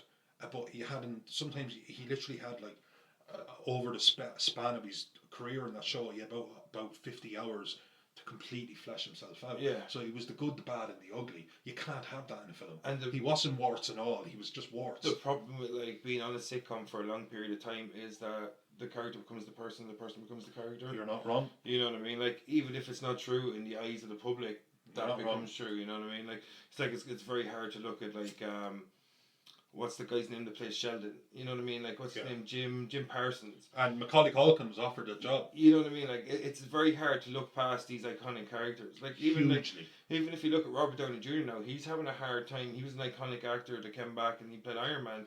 He's having a hard time when you look at these other films. It's hard to see him as anything else than Tony Stark now. Yeah. You know what I mean? Like, with the exception, that's why I thought he did such an exceptionally good job in Sherlock Holmes. Yeah. Because I actually just thought it was Sherlock Holmes. Yeah, exactly. I didn't get that. Like, he's a good looking dude and he has confidence and he's physically capable, but he wasn't Iron Man. I didn't this is Tony. This is, like, again, we said Foreman is now in Spider-Man. I didn't get the sense that Tony Stark is now in Sherlock Holmes. Yeah. He did well, but you're absolutely right. There was it must have been such a job. Yeah, like just deviate. Just to counteract what you said about him when you seen Sherlock Holmes and you didn't see him as Tony Stark still. I think at that stage he'd only been Iron Man once or twice. True. look at Yeah, no, Mel. you're right. He was like in all of the You know Avengers what I mean, in three. like- He was in the Avengers. He He was played in like 8 or 9 one times, like. Spider-Man movie. He was in all of the Avengers. He was in Captain. Now he's played. Technically, Civil War was Captain America 3 or Yeah, something like he that. played him for like 11 years. I think from 2008 was Iron Man 1. 7 is Yeah. what I have in my head. No, No, maybe 8. 11 years. Like, you know what I mean? Like, in 11 years span, he was cast as Iron Man. Do you know what I mean? Like, Hugh Jackman played the part of Wolverine for like 17 years. From the first iteration of Wolverine in X-Men 1 to Logan. Old you man, know what I mean? Logan, Like, yeah. so, like, even though, like, he wasn't in the movie every year, he was the only one cast as that character for that period of time.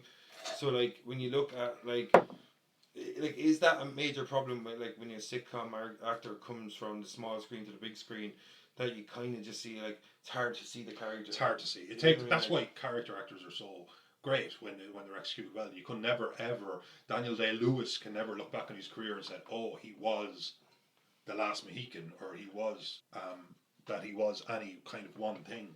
So, like, when we're talking about the like, you know, the misuse of characters, and that was the main problem with this film. Like, when you go through the whole part, like, when there's not one time where we brought up a character tonight where you're just like, oh, he played that part really well in that movie. You know what I mean? Like, No, there's not never. one part, like, Never can. you know what I mean? Like, Gwen Stacy was like a ditz. Like, she was just walking around fawning over Peter Parker and Spider-Man.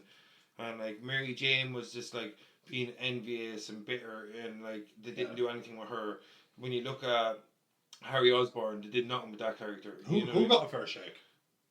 No one. Exactly, because that's the simpler question, isn't it? Because the other question is describe every character and how well they did. You just Yeah. you kind of end up shitting on them, whether they deserve it or not.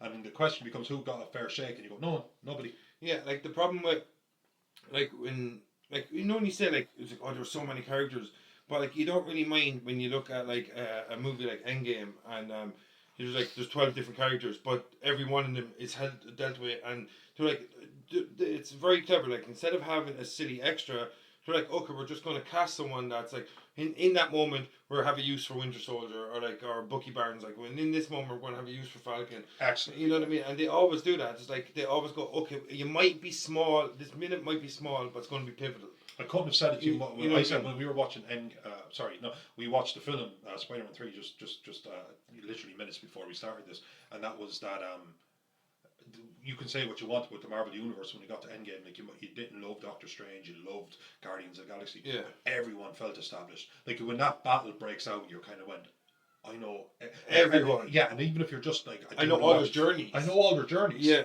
It was just so excellently done. All in all, like, if you were to take it as a whole, and there was films you loved, like, my favorite Marvel film is Winter Soldier. Yeah. I thought that was a superhero version of Die Hard. Yeah. I just thought it was an action film, man. I just thought it was great. It was like an espionage thriller, but I just happened to have Captain America in it. And that's what Marvel do, right? And this is why, and people always go, will there be comic book fatigue, like there was with the Westerns? And I always say to them, no, it's impossible, because the Westerns was a singular genre unto itself, but with the comic book thing, you have subgenres that can be incorporated into these movies. You look at the Chris Nolan Batman movies, you had, like, one movie was like a kind of more of like a revenge, save the city type thing, Batman Begins, and then the second one was, like he said, it was like his version of Heat. It was like a heist thriller, you know what I mean? It was like a detective chasing the top criminal, kind of like the way Al Pacino was chasing after Robert De Niro in Heat, like. And then he said that Batman 3 was like his version of Tale of Two Cities. And, like, when you look at, like, the different Marvel movies, this is why superhero movies and comic book movies are so, like, strong still, and I think they have such longevity. Each movie can be a genre unto itself. You know what I mean? Like, you go, okay, like, Iron Man is this, like, technological billionaire that's like, oh, I'm turning my back on weapons and I want to save the world. You know what I mean? That's kind of like Iron Man's theme. What did he say? I want to put an iron shield around the world or something like this, like. And, like, the thing is, with superhero movies, you have a chance to play with different subgenres. It's still always going to be a superhero movie, and that's going to be classified as a genre to a lot of people. But you can introduce these, like, undertones of other genres, like in Doctor Strange. You know what I mean? You have, like, it's kind of like 7 years in Tibet. He goes off to find himself. You know what I mean? Like, and in they say that in the Mouth of Madness is going to be like nearly something akin to horror, and you can have all these different little elements. And I think when you look at Spider-Man 1, it's the genius gone wrong. You know what I mean? It's kind of like and Spider-Man 2 is kind of like the genius gone wrong. But, like, you know what I mean? It's just like, one is like a man gives in to his own technology, and the other one's like a man gives into his own technology and stuff like this. And in part three, there was just like there was no theme to it. You know what I mean? Like I think like you can say, remember we covered that last time. It's a bit repetitive, the themes in part one and two, but there was no theme in part three. And I think Sam Raimi needed that. Like he should have kept his true line.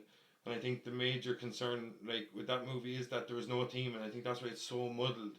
Like each character was just shoehorned in. It's like this section of the movie belongs to you now, this section belongs to you, this section belongs to you, and none of them ever kind of meld together. And then all of a sudden, you have this climax where Venom's like, he runs into Sandman in an alleyway. He goes, "I've been looking for you." Randomly, You know what I mean? Like swings down an alleyway and gets punched by Sandman. Then he he's jumps on the Spider-Man, wall probably. and he said, like, "Do you want to kill him?" And he goes, "Oh yeah, no, I absolutely do. Yeah, that sounds sound. Sound, sure, we'll team up." Yeah, you know what I mean. Like, and the way so there's another like a part of Spider-Man 3 where they're like misuse of characters and misuse of time. Screen time is like so valuable, and like you have these sequences when you have Tobey Maguire dancing around a jazz club, and you have three musical scenes with Mary Jane and some Three. other one, and some other one you have like Three. yeah, kind of like. And there's another scene where there's this girl, she's walking down the stairs, and that's like nearly another. Like all these minutes add up, and like when you look at these, like the first two movies, the pacing was so strong. We both mentioned it. Every single moment counted. He knew that. He's like, okay, I've got to do this now. It was like, I've got to introduce Spider-Man. I've got to introduce Green Goblin. I've got to introduce Doc Ock. And everything was done hastily, but like neatly. You know what I mean? And just in this movie, everything was done hastily but messily.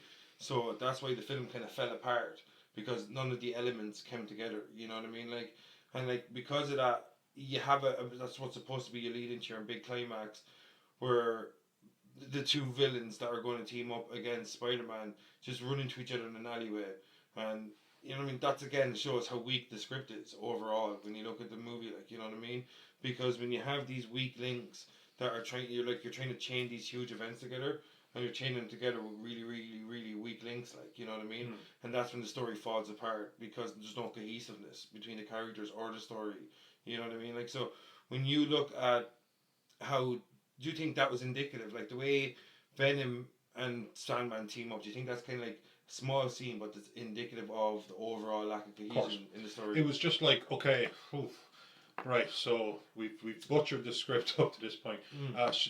So I'm thinking the end of the film has Sandman and Venom like taking on Spider-Man, and maybe James Franco shows up to like at the last minute to save Spider-Man, and he was kind of going right. So we need to introduce Venom and Sandman, because otherwise they can't show up in the scene together. He goes, yeah. So we need an ingenious way for that to happen organically. I'm thinking randomly falls down an alley and gets punched in the face, and the guy goes, brilliant. Yeah. Brilliant. You know what I mean? And here it is. I'm dying to get to it. Go ahead. The worst aspect of the film, the absolute worst, and there is some doozies, was that he goes down this alley, he gets punched with this like fist hammer thing, because, you know, Sandman can change his molecular shape and metabolism. And then he goes, "Do you want to kill Peter? You know, kill Spider-Man?" And he goes, "Yeah, no, I absolutely do. I want to kill him." And then there's the scene where Venom's holding Spider-Man on a girder, and he's literally hammering into him. Yeah. Now the guy is kind of like loosely responsible for the death of Uncle Ben. No, he's responsible. He probably killed that cop. No, he shot him. Yeah. He killed that cop who he punched out of the sand truck earlier on, and he's just murdering. Like he's murdering a defenseless guy. He's breaking, and if Spider-Man wasn't such a physically literally unhumanly strong character, he would be dead. But it's not from lack of trying. And James Franco's got New Goblin shows up and blows him up and offers Peter Parker reprieve. But then he shows up and goes, "I'm not a bad person." I'm like, no, dude. If you're beating someone to death while they're defenseless, you're a scumbag. Yeah. You don't. And I mean, without any disposition, without any storytelling, because it's moments later, minutes later. It's actually the last scene of the film. Just get to show up after and meet the guy that you just survived beating to death, and say, "I'm not a bad person." You go, "No, you are. Yeah. I promise you are." Yeah. Like, maybe you're not like an out and out, like maybe there's worse people in the world. Like, fair enough. Like, are you trying to come to me and saying I'm not a full blown Ted Bundy, ergo I'm a good person? No. There's an awful lot of fucking daylight between a good person and a Ted Bundy. Like an awful lot. Like- And you are well into the shade of that. Fuck off. Do you think once again that's the problem when you have so many characters that Exactly, you, man. It's can't give them minutes, enough man. of an It's arc. just minutes. And Yeah. 2 hours and 15 minutes. Although it was in the credits at that stage. You have to give him more time with his You have to- family yeah, and stuff don't, like this. or don't have him do that. Yeah. Don't have him do that. No, If you you have to use your make- superpowers to He try- wants to make him redeemable. exactly. But, So the but, problem is, if you want to make him redeemable, you can't have him attack innocent no, cops. he You can't has have- he has to have a redeemable Yeah, arc, and like a we can- redeemable arc is not showing up and having a. And don't get me wrong, it wasn't even that it was a necessarily bad monologue. It was just an undeserved one. Yeah, like the problem with it is right when you. This is where you kind of have this hard balancing act of storytelling. You want to like Sam Raimi in the first one had these redeemable villains, because even though like Green Goblin did like kill those guys on the balcony and stuff like this, it wasn't really him. He was like he had a nervous breakdown. It was like a psychotic break. You know what I mean? He was nearly controlled by his other personality. That was the Goblin that manifested as the Goblin, and then Doc Ock, who lost his an inhibitor chip, the most fragile inhibitor chip in history of mankind, and he lost that, and then his arm tentacles took him over. So like, and then he was redeemable in the end because he conquered the machine, and he said he didn't want to die a monster, and he was the one that kind of saved the day at the end of Spider-Man 2. They had time to build these character arcs. You know what I mean? When you have a singular villain, he can bring it from A to B to C. You know what I mean? Like he can bring it from the origin to the reason why to the redeemable. Like, you know what I mean? And you can do that over 2 hours when you have one character. And once again, this is the problem with Spider-Man 3. It's like the theme of the show is this. You've so many characters that you can't give them enough time to actually develop. You know what I mean? Like, you can't develop Eddie Brock. You can't develop Spider-Man's relationship with the symbiote Venom, and he gets the black suit. You can't develop that. Everything's 20 minutes. You know what I mean? Like, so everything's like 20 minutes. We got to get to the climax. We got to get through. We got to bring everyone into the big show where we have James Franco come back as New Goblin. You have Flip Marko as Sandman. You have Venom and him teaming up to kill Spider-Man.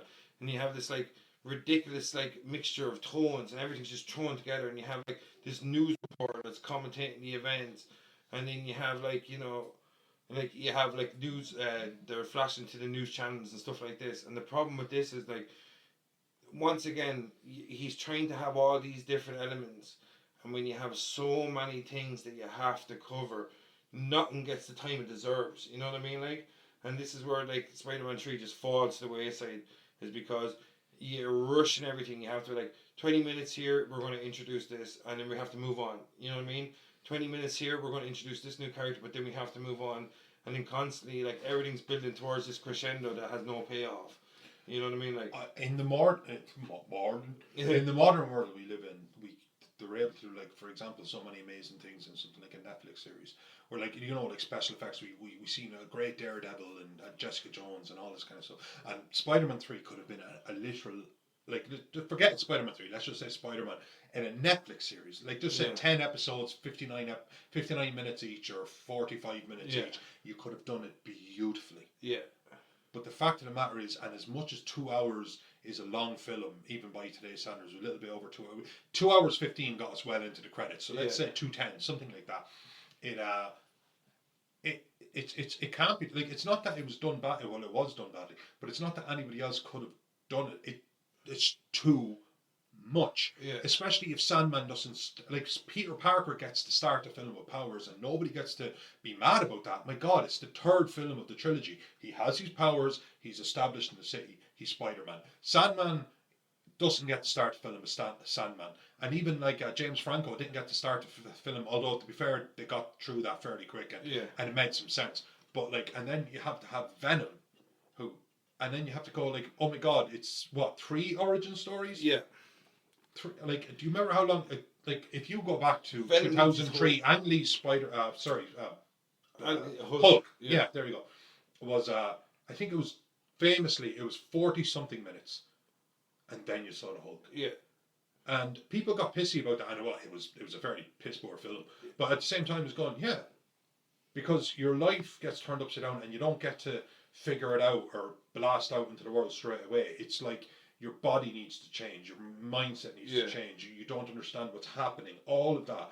And then like Batman Begins, how long did it take? But the fact of the matter is they had a singular focus and they were able to just do that, focus on it. This film, you couldn't have a singular focus. And it was so many, like, he wanted to get engaged to Mary Jane and stuff. That ended up taking up more time than introducing a symbiote from the depths of space. It was a guy who's been dating a girl for like 5 years or something at that point.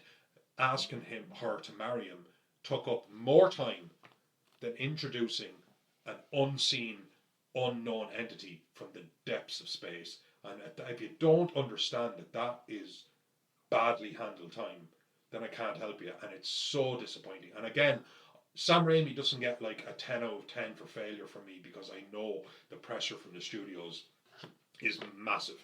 It saves him. But he made a bad film. He made a bad film when he could have made it better.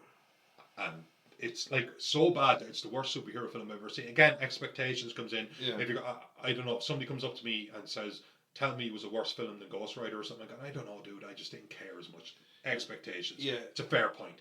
But like, it was a bad film, man. That's the problem, like he's a victim of his own success in a lot of ways, wasn't he? Like, absolutely, yeah. But I think like when you have the singular focus, I think that's huge. Like, you know what I mean? Like in Batman Begins, you had Ra's al Ghul and then you had Scarecrow as kind of like a B character. Excellently introduced. And introduced, Ra's al Ghul and Batman were introduced in a beautiful overlapping way, because a huge part of Batman's training was under the guidance of Ra's al Ghul. Exactly. So the two characters were it's the best I've ever seen, because the two characters are literally introduced with interweaving of the two characters, and then so you were just able to throw Liam Neeson's Ra's al Ghul in at the same time as Batman. You've just done such an excellent job. And again, not everybody gets it, and not everyone's backstory just allows itself for that. But this was a 0 out of 10 across the board, like on that aspect. But when you have like a richness of villains that Spider-Man has, like when you pick someone like Sandman and give him more screen time than Venom.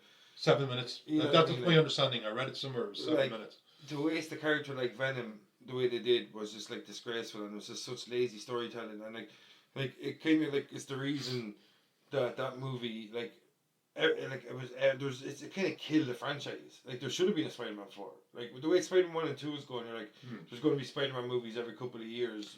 Spider-Man 4 without Jar Jar Venom. Yeah, you know what I mean. Like and like Misa Gungan. He's sort of got revenge on the Spiders, man. I actually watched Phantom Menace the other day. I just think less of you now as a person. Yeah, no, he just fails upwards brilliantly in that whole series. Well, that's it, failing upwards, man. Yeah. But I think that's the problem, and when we had so many positive things to say about Spider-Man 1 and 2, so hard, it's so actually hard, because remember you even said to me, like, who came out good in this? And nobody did. Nobody did. Like the whole thing, like an absolute. You actually sounded like a monkey there. At an absolute stretch, J. Jonah Jameson managed to be J. Jonah Jameson. Yeah. Like, so you can't shit on him, but that's fine. He's afforded that because of the bubble he lives in. He's not a superpowered guy. He's this kind of like monolith where he hates Spider-Man and that's his thing, and he just got to, and there was that great scene where he's going to be taking the tablets. It's very funny. Yeah. Your one's buzzing and wrong tablets, and he's dropping shit. It's very Elizabeth Banks. No. Not Rachel Adams. And anyone who's watched the first two, we apologise for Vinny being so stupid. Yeah. So incredibly stupid. Just so stupid. I'm so lost in my own opinion of myself, I didn't even Google it. You know, and now that I think about it, I should not have done these first two podcasts and allowed him to have his dick in his hands. Yeah, well, man, it's going to stay there. So that's. If he could put it away, it would be. It's not going away, and we talked about this before we started recording. I said it's just staying there. It's my lucky charm. Yeah, but it's like an inch longer than mine, so I can't take mine out. So right with my dick firmly in my hand, seemingly. So there is no really, like when you look back to, there is no redeemable qualities. I watched that with you just over an hour ago, and I said we said, for example, the first time that the New Goblin fought Peter Parker, I said to you, I love this because it's the only time I ever seen Peter Parker, because unlike the Spider-Man iterations after Andrew Garfield in Holland, Spider-Man is very self-built, as in the webbing is on the inside. His superpowers are not enhanced by his suit, a la Batman or a la Iron Man. So the Spider-Man is simply a disguise. And he goes. So I was thinking like this was cool. I thought that was very, very cool. I liked when the Sandman was looking like he came out of the sand after the experiment to turn him into Sandman, and he couldn't find solidity. He was reaching for his daughter's locket. I thought that was poignant. I thought that was really cool. But you are talking about moments. Yeah. I thought when the bomb blew up in the Harry action Osborn, sequences are probably exactly. Yeah. When the bomb blew up in Harry Osborn's face, I thought it was done really well. Yeah. As in, I thought it looked really good. So yeah, but this was me literally sitting there 13 years after watching it for the first time and thinking like, okay, I'm going to go into a deep dive with Vinny in this it's nearly too fresh. I think you watched it too close to the podcast. Exactly. You know what I mean? Like, and then I was like, I need something that I can say, because I knew that question that was obviously going to materialize. Is there anything? Yeah. And it's not like I'm trying to shit on it intentionally. I'm shitting on it because it's shit. But like there was these moments of even during the fights, there was that really, really cool moments where just really good that kind of camera thing that the Matrix invented, like the bullet time where it goes right around in slow motion. They use that really well. The part kind of rides on like an armoured car door or something like that. Exactly, really cool, like So I had that. Like, I mean, don't get me wrong, it was an action film, and if you brought a 6-year-old to it, they'd love it. Yeah, like, because they don't. They haven't reached a stage where there's a poignancy or a depth of the knowledge of the subject matter, and us fanboys, fangirls, whatever cage you fall in, whether it's the films or the comics or both, most of us both, you're just going, no, there's no there. Yeah. Did you ever hear that expression? Yeah. There's no there. There's nothing there. And I just remember walking out and I walked out. I remember I said this to you. I walked out thinking like that was kind of entertaining, I guess. Like it was okay, but like I suppose I had problems with it. And I went out and somebody said outside, there was like 10 of us, and that was shit. And for some reason that sentence washed over me. Yeah. And I went, you know what? I hate that. Yeah. You know, I was so desperate to like it. A mutual friend of ours, Mel, I remember like again in the year build up to that, he was so obsessed with it that he literally read the script. Yeah. Read it. He knew everything that was going to happen. He ruined the ending for himself. He couldn't. He could not contain himself. When you look back about it, right, like this is like still 13 years on, right, and we're 2 huge comic book fans and 2 huge superhero fans, and we're still disappointed to this day. To this day, you know what I mean? Like, it's like we're as disappointed watching it there previously as we were when it came out first. I told my fiance it's when hard I was to coming out here, because Vinny lived just about 10 miles up the road, so I got a bus out and I said, I'll go get the bus. And she was like, you going to watch Spider-Man 3? And I was like, yeah. She goes, I always thought you'd never watch that again. You know, and it was almost like I was telling her that, my promises don't mean shit. I did. I said it to Vinny on the walk down. I said, I feel like I'm breaking a vow to myself. Yeah, it's just so, it was so disappointing that like, even to this day, like it leaves you really disappointed when you watch it, because like when you watch part 1 and 2, for some reason you're like, oh, maybe part 3 could be a little bit better. You know, look, part 1 and 2 have done such a good job leading into part 3. Like it certainly deserved its trilogy. So you're thinking they're going to do Venom, cool. Yeah, he did some nice world building in the first 2 movies, and then he did. Yeah. But at the start of Spider-Man 3, they were talking about like, okay, hi, I'm Spider-Man, and you know, and it was like New York loves Spider-Man and all that kind of stuff, and that felt right. He'd earned it. He had 4 hours of establishing Spider-Man's power set, and he had saved the city twice. Well, like literally saved the city in a nuclear term by Doc Ock. Yeah. Like superhero. And then I thought, yeah, of course. Why wouldn't I have faith? Why wouldn't I, man? Exactly. Yeah. I didn't go down my mate's route of reading the script. Or so he's even a bigger film guy than either of us. He's a lunatic for film and scripts and all that kind of stuff, and that's his passion. But he walked out and he went, no, that was good. I remember him struggling to my face to kind of say, like, well. And I was like, you're struggling, aren't you, man? You know, it's like, it really enters the realms as inexcusable. You know what I mean? It's just one of those things. You know when you look, and I said the redeeming factor, when we were just like clinging to straws, we're like, the action. You know what I mean? Like, and that's the problem. Like, when you look at part 1 and 2, you're like, if someone says your redeemable qualities, you're like, William Dafoe's performance as the Green Goblin, the way they built up that, like, the father figure aspect with him and the Green Goblin, and then they had him having to make the decision to The establishment of Spider-Man was quite true to the comic. exactly. You know what I mean? Like part 1 and 2, like you know what I mean. He had all this world building, and then maybe we could take some of the blame off Sam Raimi's shoulders and say that the studio executives maybe interfered too much. But Sam Raimi probably should have toed the line a bit more. Like they weren't wrong. Venom's a far more compelling character than Sandman. He always has been. That's why he's so much more popular and so much more famous than him. So like the use Venom in part 3 when you already introduced John Jameson in part 2 is very organic to me, and that's natural world building storytelling there to me. I think Sandman should have been further in the run, maybe 4 or 5 if that was to happen. And I think that's the problem. I think Sam Raimi jumped ahead of himself a bit, got in his own way, and we had this muddled mess that is Spider-Man 3. And unfortunately, compared to the first 2, we did have so many positives. So we were like bouncing around from ideas, trying to look at the reasons. I don't have a true blue positive. Yeah, exactly. I can tell you a scene I thought. The action scene between, again, the new Goblin and Spider-Man, I enjoyed it. Yeah. But to get that positive, like a real positive, I'm struggling with. Yeah, it's like, I think that's the reason we're kind of like scattered in this, because we're like constantly looking for reasons. We're trying to look for explanations. Whereas the first one, we were just like, the first 2 episodes, we were just like, look at this and what did you think? And this one, we were like, how did this happen? You know what I mean? Like, and you're looking around. I think it gave us a bit of a scattered tone, maybe the way we kind of approached the movie, but I think it was because that's indicative of the tone of the movie, because it was scattered in its own nature, and we were bouncing around trying to figure out why or what went wrong and how it went wrong.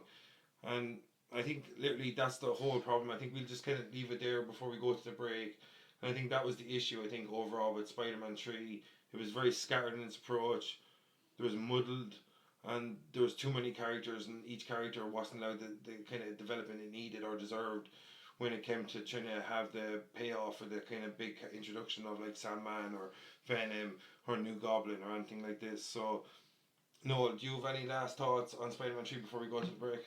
That we didn't deserve it and there's enough pain in the world. So, right, we'll be back after the break and we'll talk about the what ifs and our best and worst. We'll probably have a lot more worst than best.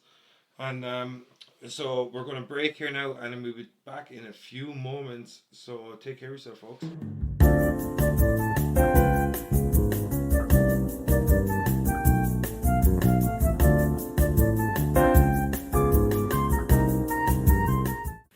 Ore? なんだ? 車持ち上げちゃうの? どんどん登るね. これは秘密メカだって雲ミサイル。アクションいっぱい。スパイダーマン発売中。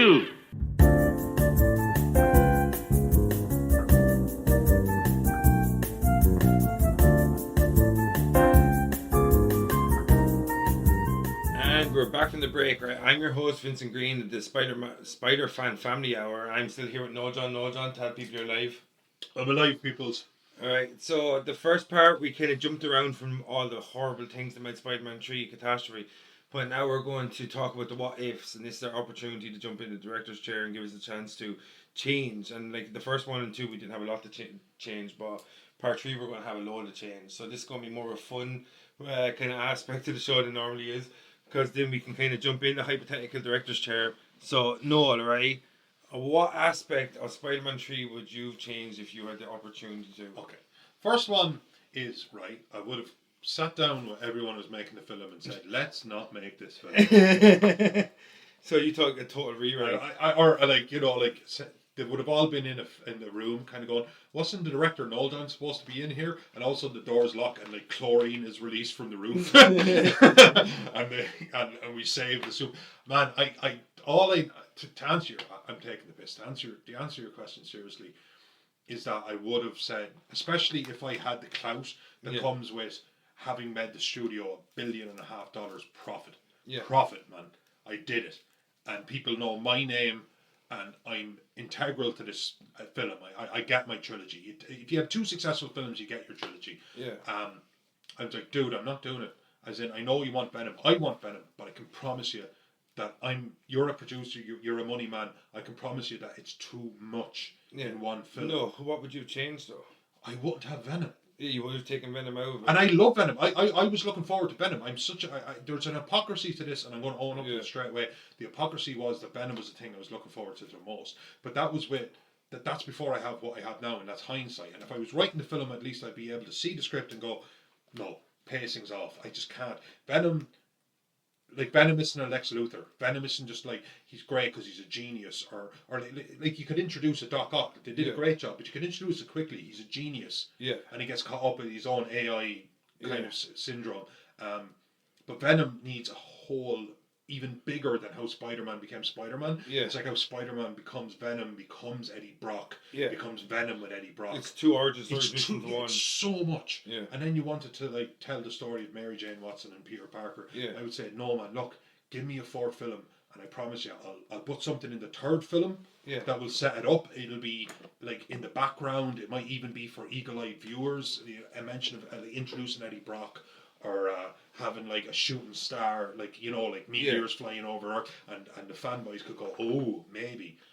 And then the 3rd film I could dedicate to it. But man, I'm gonna do a Sandman.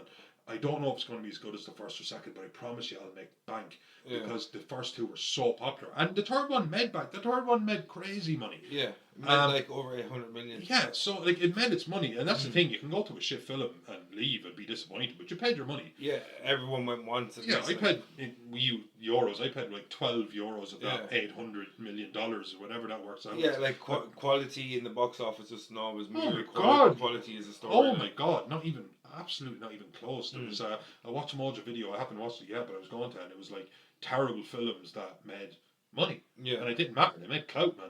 They literally made it, and people walked out going, "Well, that was shit." Like Suicide Squad's probably a good example. I think that broke its, I think they got 600 or 700 million as well. Like, grand. It reached it paid for itself. It reached its target, and people hated it. So what? You think the producers went to bed with their 20 million, 10 million cut, whatever it was? It shows you how important marketing is, doesn't it?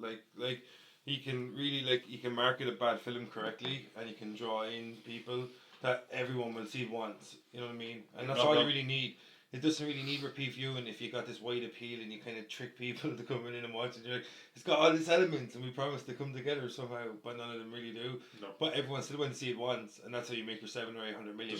That's how you don't make the billion, because you make the billion because it's a good movie and everybody. And even if you kill it in its crib, that is the first film. So what? You measure 400 million. Yeah. You have to understand that it's a business. Yeah. And I buy into it gladly, because it gives me 2 hours of entertainment, and quite often more, because, I'm a fanboy and I lean into it, and I wonder, I get so much entertainment out of it, whether it's conversation over a pint or whether it's actually going to the film. But I think if, again, in the director's chair, and again, we're all heroes in our stories. If I seen a burning building, of course I'd run out. You haven't been in front of a burning building, you stupid bitch. You haven't done a fucking thing. Yeah. But I would like to think that we'd go, no, dude, I'm promising you that this will kill us all. As in, this will, we'll all go down in history as of having made a terrible film. If you make me shoehorn this in, because that's the thing. I don't think Venom by himself could have been shoehorned into a single film. Yeah. Well, I think you could focus 80% of the movie on Venom and 20% of dealing with the loose end of Harry Osborn as. Maybe if they made the MJ Peter Parker, because it had been complicated for 2 films. Yeah. You could have made that uncomplicated. You could have made Eddie Brock her new love interest. Yeah. You could have keep it simple. Like she loves him and they're fine, and their relationship is okay, because she. Like the one thing they got wrong is about said they got so much wrong. Yeah. It was like Mary Jane Watson became such a Lois Lane, as in she just got kidnapped by everyone. I'm surprised she got anything done. She gets kidnapped in every movie. I'm surprised she wasn't like, oh Peter, I'm sorry I'm late, I got kidnapped. It was in like, sorry, I placed an order for like a triple decker on Red, but I got kidnapped. Do you know the way the way they use Mary Jane is just live bait the whole time is they introduce Gwen Stacy, they're just like, oh, so we need more live bait. You know what I mean? Yeah. And she nearly falls to her death. You're absolutely right. Yeah. I fell 62 floors and Spider-Man caught me or whatever. You know what I mean? It's just so stupid. Why introduce these characters if you're not going to use them? That was the film at the time, and I'm glad we got a little bit further down it. Because again, we were talking. I'm going to touch upon it again, and I don't like to deviate from the film. We've done too much, and I apologise for that.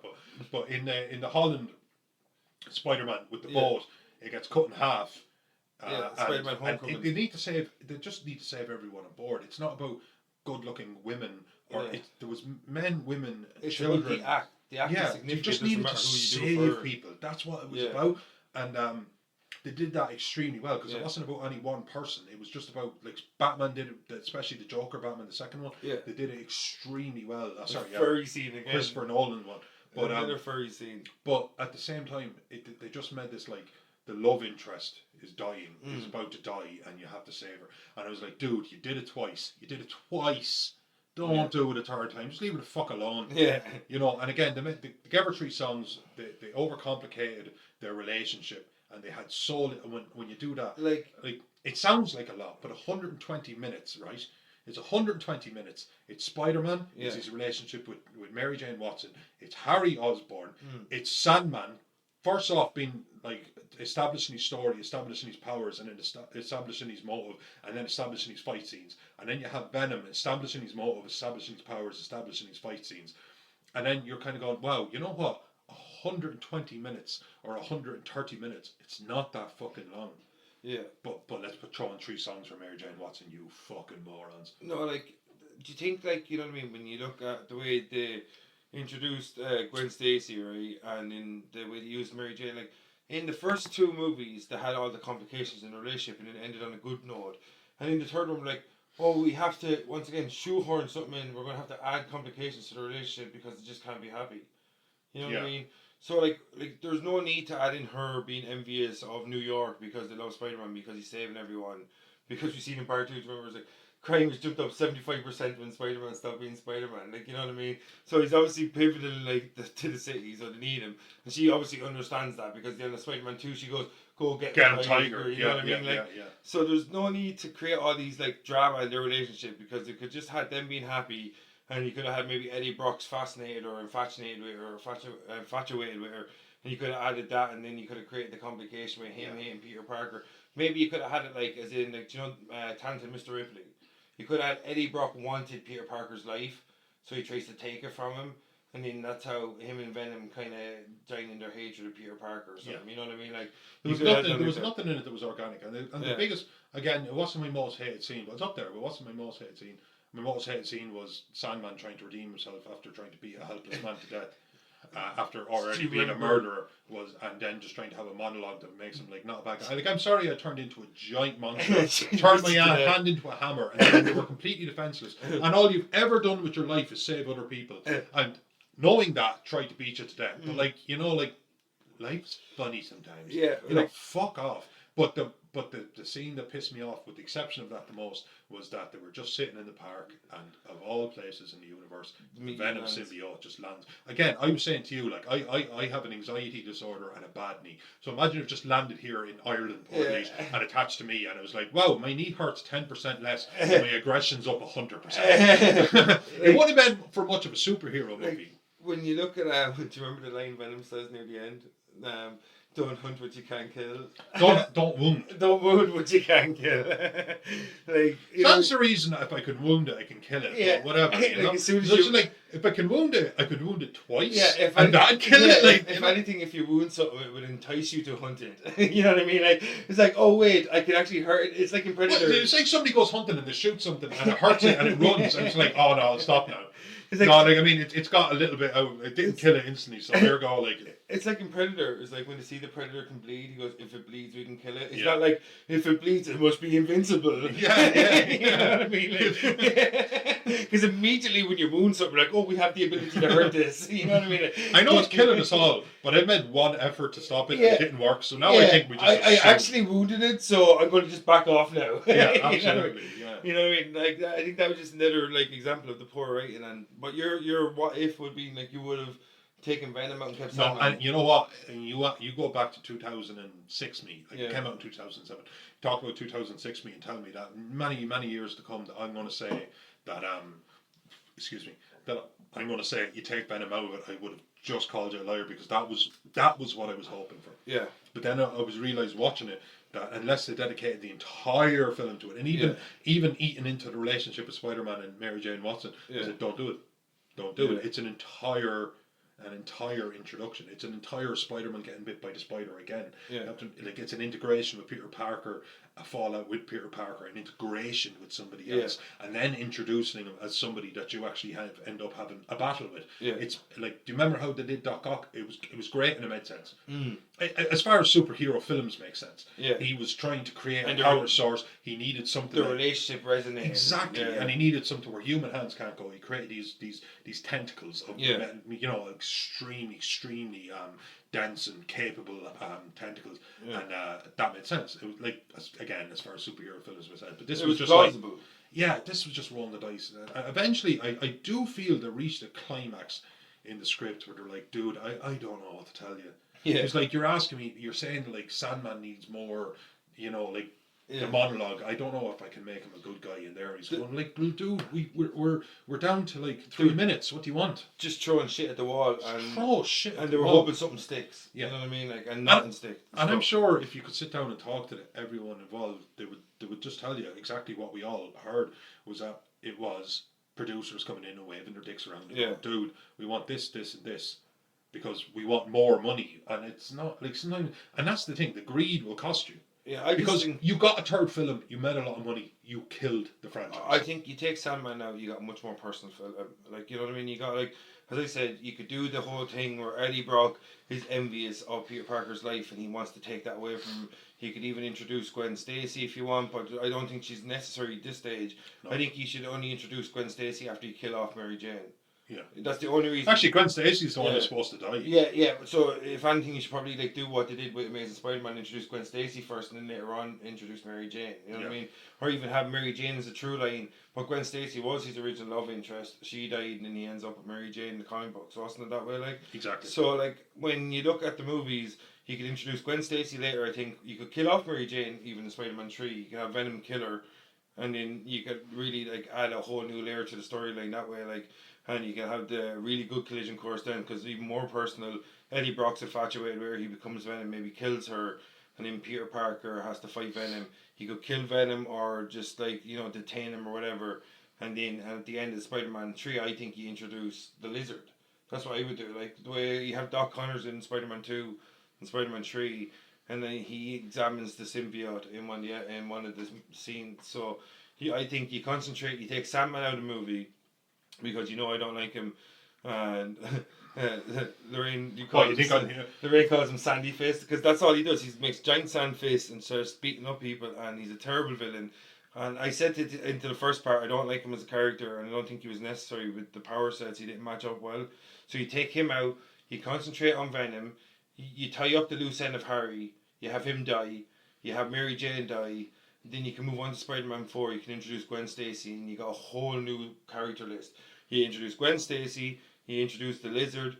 You maybe keep Venom, and you can introduce Carnage in Part 5. And then you got Part 4 and 5. You get real loss, and you get a real heavy hitting superhero movie. Balance, man. It's balance. You know what I mean? Like they did it in the first one. They did it extremely well. Like the balance of it. In Part 2, they're like, okay, we'll introduce Harry being the new Goblin at the very end. I think you could do that with Part 3 as well. You kill off. It was Harry. all the way around. I've said it. Yeah. I think it's the third time saying it, so I apologise for repeating myself. But if Harry Osborn was not dead by the end of the second film, in fact, at the end of the second film, he finds his father's secret lair with all his weapons and stuff. There was obviously you need to use him, and obviously people didn't want a Goblin as the bad guy. You can't go like Goblin, Doc Ock, Goblin. Nobody wanted that. Exactly. Yeah. So they locked themselves in. Whether that's a good or a bad thing, at the end of a second film and a second great superhero film, that's where they were. Yeah. For good or bad, that's where they were. Yeah, and I hold it against nobody that they needed to integrate that into the third film.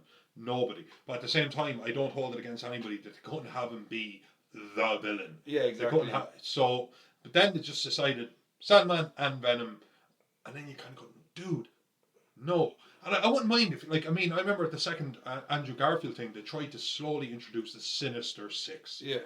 And they did it, but I can't remember. It was like some sort of factory where they had the Doc Ock arms and stuff like that, and you realised they were building this factory. Yeah, that was a post-credit scene. And you were thinking, yeah, okay. As in, lay the groundwork, use the film before it. Yeah. Use it. It was like when God, it was at the end of Edward Norton's Hulk Yeah. that Samuel L. Jackson's. No, that's in the end of Iron Man. At the end of Iron Man, Samuel L. Jackson appears and he starts talking about how they have the Avenger Initiative. Really? Was he not at the end of Oh, Edward Norton's? Oh, is it the post sequence? I think so, and it was it was just, and that was to integrate Hulk into. Yeah, because they have a short called The Conversation, and that's such a short scene. Yeah. But at the same time, we just kind of go, okay, yeah, a exactly. bridge. No, like no, the third film didn't have a bridge. Yeah. The third film just felt like they just. Do you know who he talks to? William Hurt. He talks to William Hurt, the guy who plays what's his name? Thunderbolt, General Ross. Isn't that his name? The guy who ends up being Red Hulk. Yeah, so like he plays him, and I think that's what it is. He meets him in the bar. Yes. Yeah. That might be it. Yeah, it's been so long. But like, yeah, he meets him in a bar, and that's when he go like he talk about. But that's it. It's not that. That's the thing that pisses me off because I think when it's done right, it doesn't need to be long. I think it can just be. It can be done really well. Or like for example, somebody could come in and kind of go on, kind of go. Look, we've introduced. There's a program going on, and we've found this creature, this symbiote. It needs a symbiosis. We've had like the Venom movie did. It was like we've had failed symbioses, but we know that there's potential there, and they could have touched upon it. But they literally just decided that Spider-Man 3 would have been an amazing superhero film if superhero films could be 9 hours long. You know, if it could be like the three Lord of the Rings movies in one, it would be like, you can do it. And then you would have had this showdown. You'd kind of be like, oh, Venom, such a complicated character. Yeah, like so you think introduce Venom somewhere in part 3 and use him in part 4 if you can, like. Absolutely. Yeah. That's exactly what I mean. That's what they did with James Franco, man. Yeah. When James Franco in the third one. He you see him coming out of this kind of chamber. There's green smoke.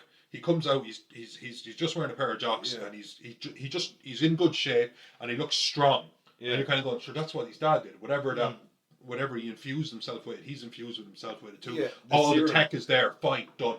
And that for me was fine. That took literally 30 seconds, but because of the first two films. The groundwork was laid. Exactly. The bridge was there. In the third one, they needed to introduce a symbiote, and it attaches to his scooter, man. Yeah, it's so unforgivable. I think like he just, I said it already, but like you just lift Sandman out of that movie, you dedicate the whole thing to Venom, and I think without Venom, like without the proper use of Venom, it was already proven that you don't get a part 4. So if you use Venom correctly, you get part 4, and then you get your little Sandman introductions, and you get Doc Connors turning into the Lizard. Because like if you look at Amazing Spider-Man, don't want to go too far ahead, but like the first character they used was the Lizard. You know what I mean? So obviously that was the plan. I think all along was. Well, he hadn't been touched upon, to be fair. Yeah, I think like when you have Doc Connors in the background, you should use him more. You dedicate the film to Venom. You hint at Doc Connors' transformation throughout the film.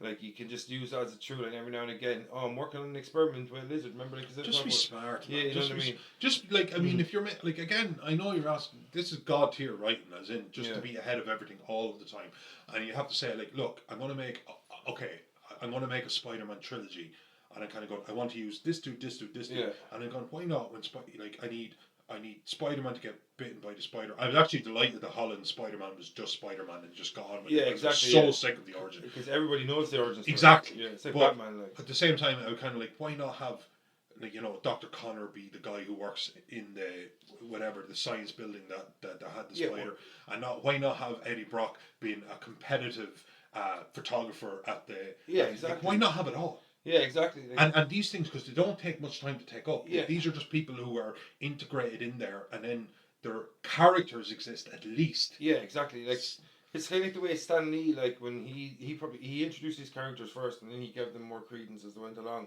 because he understood why do I have to introduce all these characters and then intertwine them around Peter Parker's life when I've already got characters that are intertwined around his life. I can just give them more layers. You know what I mean? Yeah. So like what you should do is if you want to introduce these characters, you need to intertwine them into Peter Parker's life much earlier on. You know what I mean? So like when you intertwine them into his life earlier on, then later on you can have the big payoffs at Eddie Brock's transformation into Venom, because you already have this rivalry built up from maybe Spider-Man 2, because we were saying that he should have probably been introduced earlier, and then you have the Venom payoff in Spider-Man 3, like, you know what I mean? Yeah. So like I think that's the problem with this film, is like, as you said, it needs to be 9 hours long, because it's like 3 movies in one. You got the origin. That's what it was. It was 3 movies in one. Exactly. You got the evolution of Harry into the New Goblin. he got the introduction of Sandman, he got the introduction of Venom. So there's And the 3 evolution origin of stories. Spider-Man, which, Yeah. you know, it needs to be there too. It's a Spider-Man exactly. movie. You have his relationship with the symbiote that creates the black Spider-Man suit, and then you have his change in personality, and then you have to have him revert back to original Spider-Man. Like, think of all the things. I don't think Peter Parker... There's so many things they had to try to fit into this fucking film. Like, no wonder why it was a mess. Like, you know I what can't mean? imagine Tobey Maguire telling you, or Kirsten Dunst telling you that the complications and love between those two hadn't been touched upon. Yeah. That they would have felt cheap. I'm not putting words in their mouth, but like that they would have felt that it was cheap going into this third film and saying, "Oh yeah, we need to like really work on where they are." Yeah. They were just young and in love at the second film. Yeah, exactly. And the third film could have just had him being Spider-Man. Yeah, there's stuff you could leave alone, like, because it's like, as I said, every time we talk about it, there's about 5 different things. When you look at one section of the movie, we're like, oh, they were trying to fit like 4 or 5 different elements into that one section, and that's why the whole movie is such a mess, like, because there's literally, they had all these ideas, and as I said to you earlier, it's like they threw so much shit at the wall. There was a hope that some of it was going to stick, like, and none of the ideas paid off, because when you have so many ideas, just like none of them, like, everything's just like, it's like you can't see the wood through the trees. You know what I mean? Like, the only good aspect I can really take from this film, I'd imagine, because of course you build on what you know. There's no doubt in my mind that Spider-Man built on Superman, that it built on Batman. That you just look at these films and go, right, I loved how they did this, and I loved how they did this. Yeah. So this film, literally, I think, I told you this earlier, before we started recording, was that I have used as an adjective, was that I Spider-Man 3'd it. Yeah. And Spider-Man 3'd it would just be like, I went in with higher expectations. Yeah. And I told Sheila last night when my fiance Sheila, before we watched the second Wonder Woman film, that specifically you, had put up how much you disliked it, and I said, look, it's not as good as the first film. I don't know if it's going to be good or not. We go in with open minds, but our expectations. I disagree, but I think aspects of it were trash. But again, see, it ties right to my point. My expectations were lowered. Yeah. Ergo, when I went into it, I was able to enjoy what I enjoyed and question what I questioned, and that was fine for me. I just thought, like, totally side note, but Wonder Woman 84, that Patty Jenkins chose the wrong era, the wrong tone, the wrong bad guy. Just used all the actors in the incorrect way. It's like, oh, we're just going to throw Trevor back in. Oh, she wishes him with a stone. This one wishes this with a stone. And now I'm going to turn into a wishing stone. That whole film is an absolute travesty. I didn't love it as much as Lorraine definitely loved it and told everyone she loved it. But like, I'm not going to say that I did. But when you watch total side note, but when you watch Wonder Woman 1 compared to Wonder Woman 2, it's like it's another. When it actually kind of works when you look at it in comparison to Spider-Man 3. Part 1, they had one villain. It was the God of War or something. Ares. It was Ares. The God of War, right? Her stepbrother, once again, I think all these superhero movies need one villain. You can have 20 good guys, but you need one villain. You need that lightning rod, because you can play with it. Like, if you look at Avengers Endgame and all these other movies, one villain. Like, you have a few B characters, right? You have like Proxima Midnight and all this. Remember in Endgame and Infinity Wars, and you had like all these other side little characters that you had with Thanos. But you need that one villain. I literally have a hero that has superhero movie that has 12 heroes in it. Give them 10-20 minutes each, and you'd be happy with it, because the villain's nearly more important than the superhero in a lot of these movies. You know what I mean? So of course it is. Anytime if you have a weak superhero movie, it's because you had a weak villain. You're not wrong, because quite often like a good guy is just simply the best of us, and that is just somebody who wants the best for everyone. Flawed in ways, like their hubris gets to them or whatever, but essentially good. Superman being the most generic of it, and Superman's just good. I know I came across something recently. I don't play board games like Dungeons and Dragons and stuff, but apparently there's like neutral good and like chaotic evil, like and the scale would run. Yeah, I think it's a 9 scale. Yeah. Like you could be a neutral good. It sounds amazing. Yeah, exactly. Yeah. And I actually thought, like I've heard, I was watching somebody on YouTube, and they kind of made a joke of it, and like he referred to his girlfriend as like, oh, she's like a chaotic good, and she goes like, I'm a neutral good, you know. So somebody's just like a little bit mad but really good at heart, or somebody's just like the far scale would be somebody who's a scumbag but deliberately a scumbag, you know, or something like that, and it just falls into that. But a bad guy can be so many things, and a good guy can't. Not in the superhero context. It's why Winter Soldier was so well received. Exactly, because you have a good bad, like you need a good bad guy. You know, a good bad guy, man. I know it kind of sounds like paradoxical or whatever, but you need a good bad guy. Like the quality. And his story was complicated. Ergo, there was a redeemable faction, even though he killed. Like, think about off the top of your head. Can you tell me a good superhero movie that had a weak villain? Oh wow, okay. I think I'm going to fail, but I also don't want to completely negate the question. Yeah. Sorry, the question was a good superhero film that had a weak villain. That had a weak villain. Oh, I'm struggling right off the bat, and I've seen. I can't even. I actually think I can think of one. Oh, go, yeah. Thor Ragnarok. Right. Because Cate Blanchett's villain in that wasn't super. Remember? No, they didn't. And I actually read. He's like in the comics. Well, actually, most comics I read, I try to read outside of the Marvel DC thing, because I just think there's like true gems. Like Transmetropolitan. Why the Last Man? Oh my god. The Boys, which is now kind of blowing up. Oh, the Boys is incredible. But Transmetropolitan, the Preacher, all this kind of stuff. Yeah. But I've read a lot of Thor and Hela being kind of a Satan character, as in like a queen of the underworld, death, and all of that didn't touch upon her a tenth as well as they could. And that's to say that Cate Blanchett did a great job. Yeah, no, it's good. It's a good example. Yeah, it's a good film. So there you go. I'll give you that, but I wouldn't have thought of it. I'm not trying. I was just thinking out there, because like when you look at most, like when you say what's the pinnacle of superhero movies, right? You talk about Dark Knight. Yeah. You're talking about Endgame, Infinity Wars. So you're talking about Thanos, Joker. Dark Knight is what people I think actually go to, because it was just perfect. I think that is the best superhero movie of all time, the Dark Knight. Yeah. Like, you know what I mean? Like, that's because of the villain. What's the most memorable part about that movie is Heath Ledger's portrayal of the Joker. You know what I mean? Like, rest in peace. You know what I mean? Like, rest in peace. He's it's such a huge loss, because I would have loved to have seen him being Joker at least 2 more times. At least one. I wouldn't like to see them bastardized. Like, here's the thing, I thought Magneto was a great villain, but like when he was still there in the 3rd film, you're like, Magneto was great, but my God, X-Men. Like we were talking with the Rogues Gallery, Spider-Man. With the exception of Spider-Man, Mr. Sinister, Galactus. Galactus is Fantastic Four. Yeah, essentially Fantastic Four. They've all fought him. It's a Fantastic Four thing. But they have, like, again, Sinister, and they have Apocalypse, and they have Omega Red. And they have the Sentinels as well. They have the Sentinels is the next one, because it's a human-made creation to destroy them. That's their kind of, like, World War II. That's their, like genocide kind of thing. Yeah, absolutely. And they never really touched upon it, because they just kept going back to Magneto.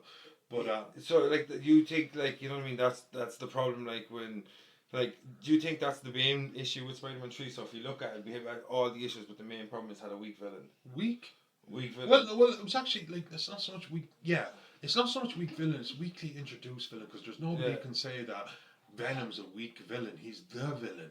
He's like you know what? It's kind of like Jared Leto's Joker. Yeah. I was like, oh my God, the Joker's going to be in the film. The new Joker, like the Joker that took over the mantle from Heath Ledger was Jared Leto, and they fucked him. And I've come across stuff on like Reddit or wherever I am, and it's like taking the piss out of Jared Leto, and I was like, dudes, back the fuck off. I was like, of course he wasn't as good a Joker as Heath Ledger, but he was given a billionth of the chances. Yeah. Don't get me wrong, I don't think he would be. Yeah. I just think Heath Ledger's god tier. But I just think he was. You can't look at that and say, oh, that's a fantastic crack at the Joker he was given, and he fucked it up. Jack Nicholson and Heath Ledger had cracks at the Joker. A crack at the Joker, and they were both brilliant. Yeah, and Jared Leto didn't. You have to give it to him as well, because he made his Joker different enough. By comparison. Exactly, and he was not given a crack at the whip. And this is Spider-Man 3 in a nutshell. Yeah. Nobody got given a crack at the whip. I thought I'm so glad that I didn't love, but I didn't hate the Venom movie. But I was so glad that Venom has now officially, no matter how you think of it, Venom's had a crack at the whip, and there's something to build on. There's something there to build on. Whether they're going to bring in Carnage, will they cross Spider-Man? I don't know. Yeah. Spider-Man's doing a lot of interesting things, so I'd honestly not be surprised by anything Spider-Man does. Yeah. But at the same time, I don't know, but Venom exists in a way that I'm okay with, and I'm like, fucking fine. I know, like, I think once again we got another Venom film that introduced him really poorly, because you have, like, the source material says John Jameson goes up, astronaut, he comes in contact with it, he brings it down with him to Earth, crashes to Earth, Spider-Man saves the day, he comes in contact with the symbiote. That is simplistic, but also excellent storytelling. Yeah, it's comic. In comic book terms, absolutely. It's so easy to transport that onto the big screen. No, why not just... You know what I mean? You start your movie in space, you have a news report. He uses news reports very shoddily in this film. You want to use a news report, here's your news report. You introduce the movie in space, news report tells you how about J. Jonah Jameson's son, John Jameson, the hero astronaut in space, and he's going to be up in space, and you have the whole thing. You show him, you go up to space, you have this whole drama of him having a mission or whatever, they're doing something goes awry, they lose signal, you can play with it like it's an alien movie, something gets in his suit or something, they bring him back, they lose the sample, all of a sudden they start losing altitude, maybe the thing takes over the ship, they crash that, and how is that not a better opening scene than I'm Spider-Man and he's swinging around the place? He was sitting making out with Mary Jane in a web. You know what I mean? Like, so like, how, like, it's so... You're asking me to defend the film I hate, so I'm not going to do it. You know what I mean? It not only writes itself, it's already been written, so just take advantage of that. Like, that's actually a good point. It's not even that. It's not even that it's uncreative. It's that it was there. Yeah. And you had the rights to it. The literal rights to it. You obviously had the rights to J. Jonah Jameson's son, Spider-Man, and Venom. Yeah, exactly. So what? Are you looking for the rights to crash landings? You know what I mean? Like, you know what I mean? Like, so like they everything, they had everything there at their disposal, and I think once again, just Spider-Man 3 is a victim of lazy storytelling, and as we said earlier, too many cooks spoils the broth. Like, so like the problem with it is you have Sam Raimi, who couldn't get out of his way, and then I think he just stamped all over whatever Alvin Sargent was trying to write, because he wrote part 2. I got that wrong last time. I said David Coep wrote, but like he wrote the sequel, and that was a really, really good story. It was really compelling. Like, so when you look at it, we kind of covered that weak villains make weak superhero movies. So like, and that was kind of what Spider-Man 3 was a victim of. So like, when you go through, is there anything else you would have changed, or is there too much to cover to change? Too much cover. Yeah. So, no, there is though. Like, I mean, even Spider. I know we've kind of come back, and we've formed quite a web. Yeah. Yeah, nailed it. But like, no, there's too much, and I'm sure a lot of thought went into it, but it was still somehow very, very thoughtless. Yeah. You know, eventually, I do think that it stank to me, looking back on it years later, of frustration. I know that they weren't allowed to write the film that they wrote, and I want that acknowledged. Yeah. They weren't allowed to make the film. The film they wanted to make was never made. There was that much pressure from the studio to wedge in other characters, and they tried their best. But at the same time, you don't get a pass because you're supposed to be good enough to write literal $500 million, you know, $300 million to $400 million films. You don't get that pass. You just don't, like, you know. But if I can't think an aspect of it that didn't fail, if I was the director of cinematography, the director of the special effects in some fashion, I'd probably be happy with my work, because it was very visually it looked good impressive at times. Yeah. But that, with the exception of that, and that's me looking, that's me digging, done. Just a bad film, man. Just a terrible 0 of 10 film. And again, the two unforgivable things that just make it impossible for me to take in from it: introduction of Venom and Sandman trying to redeem himself. Done. Zeros. Yeah, so the worst thing for you was, like, do you want to go on to the best and worst, or do you... Alright, okay, yeah, no, let's do the best and worst. I'm not sure what I'm going to come up with, but sure, so, we'll do like, when we look through the film, right, we always, like, you want to find the good amongst the bad, right? So, like, I'm going to start off with the best that we probably touched on earlier on was visually, and the action sequences and stuff like that were probably the best aspect of the whole film. Would you agree on that? Yes.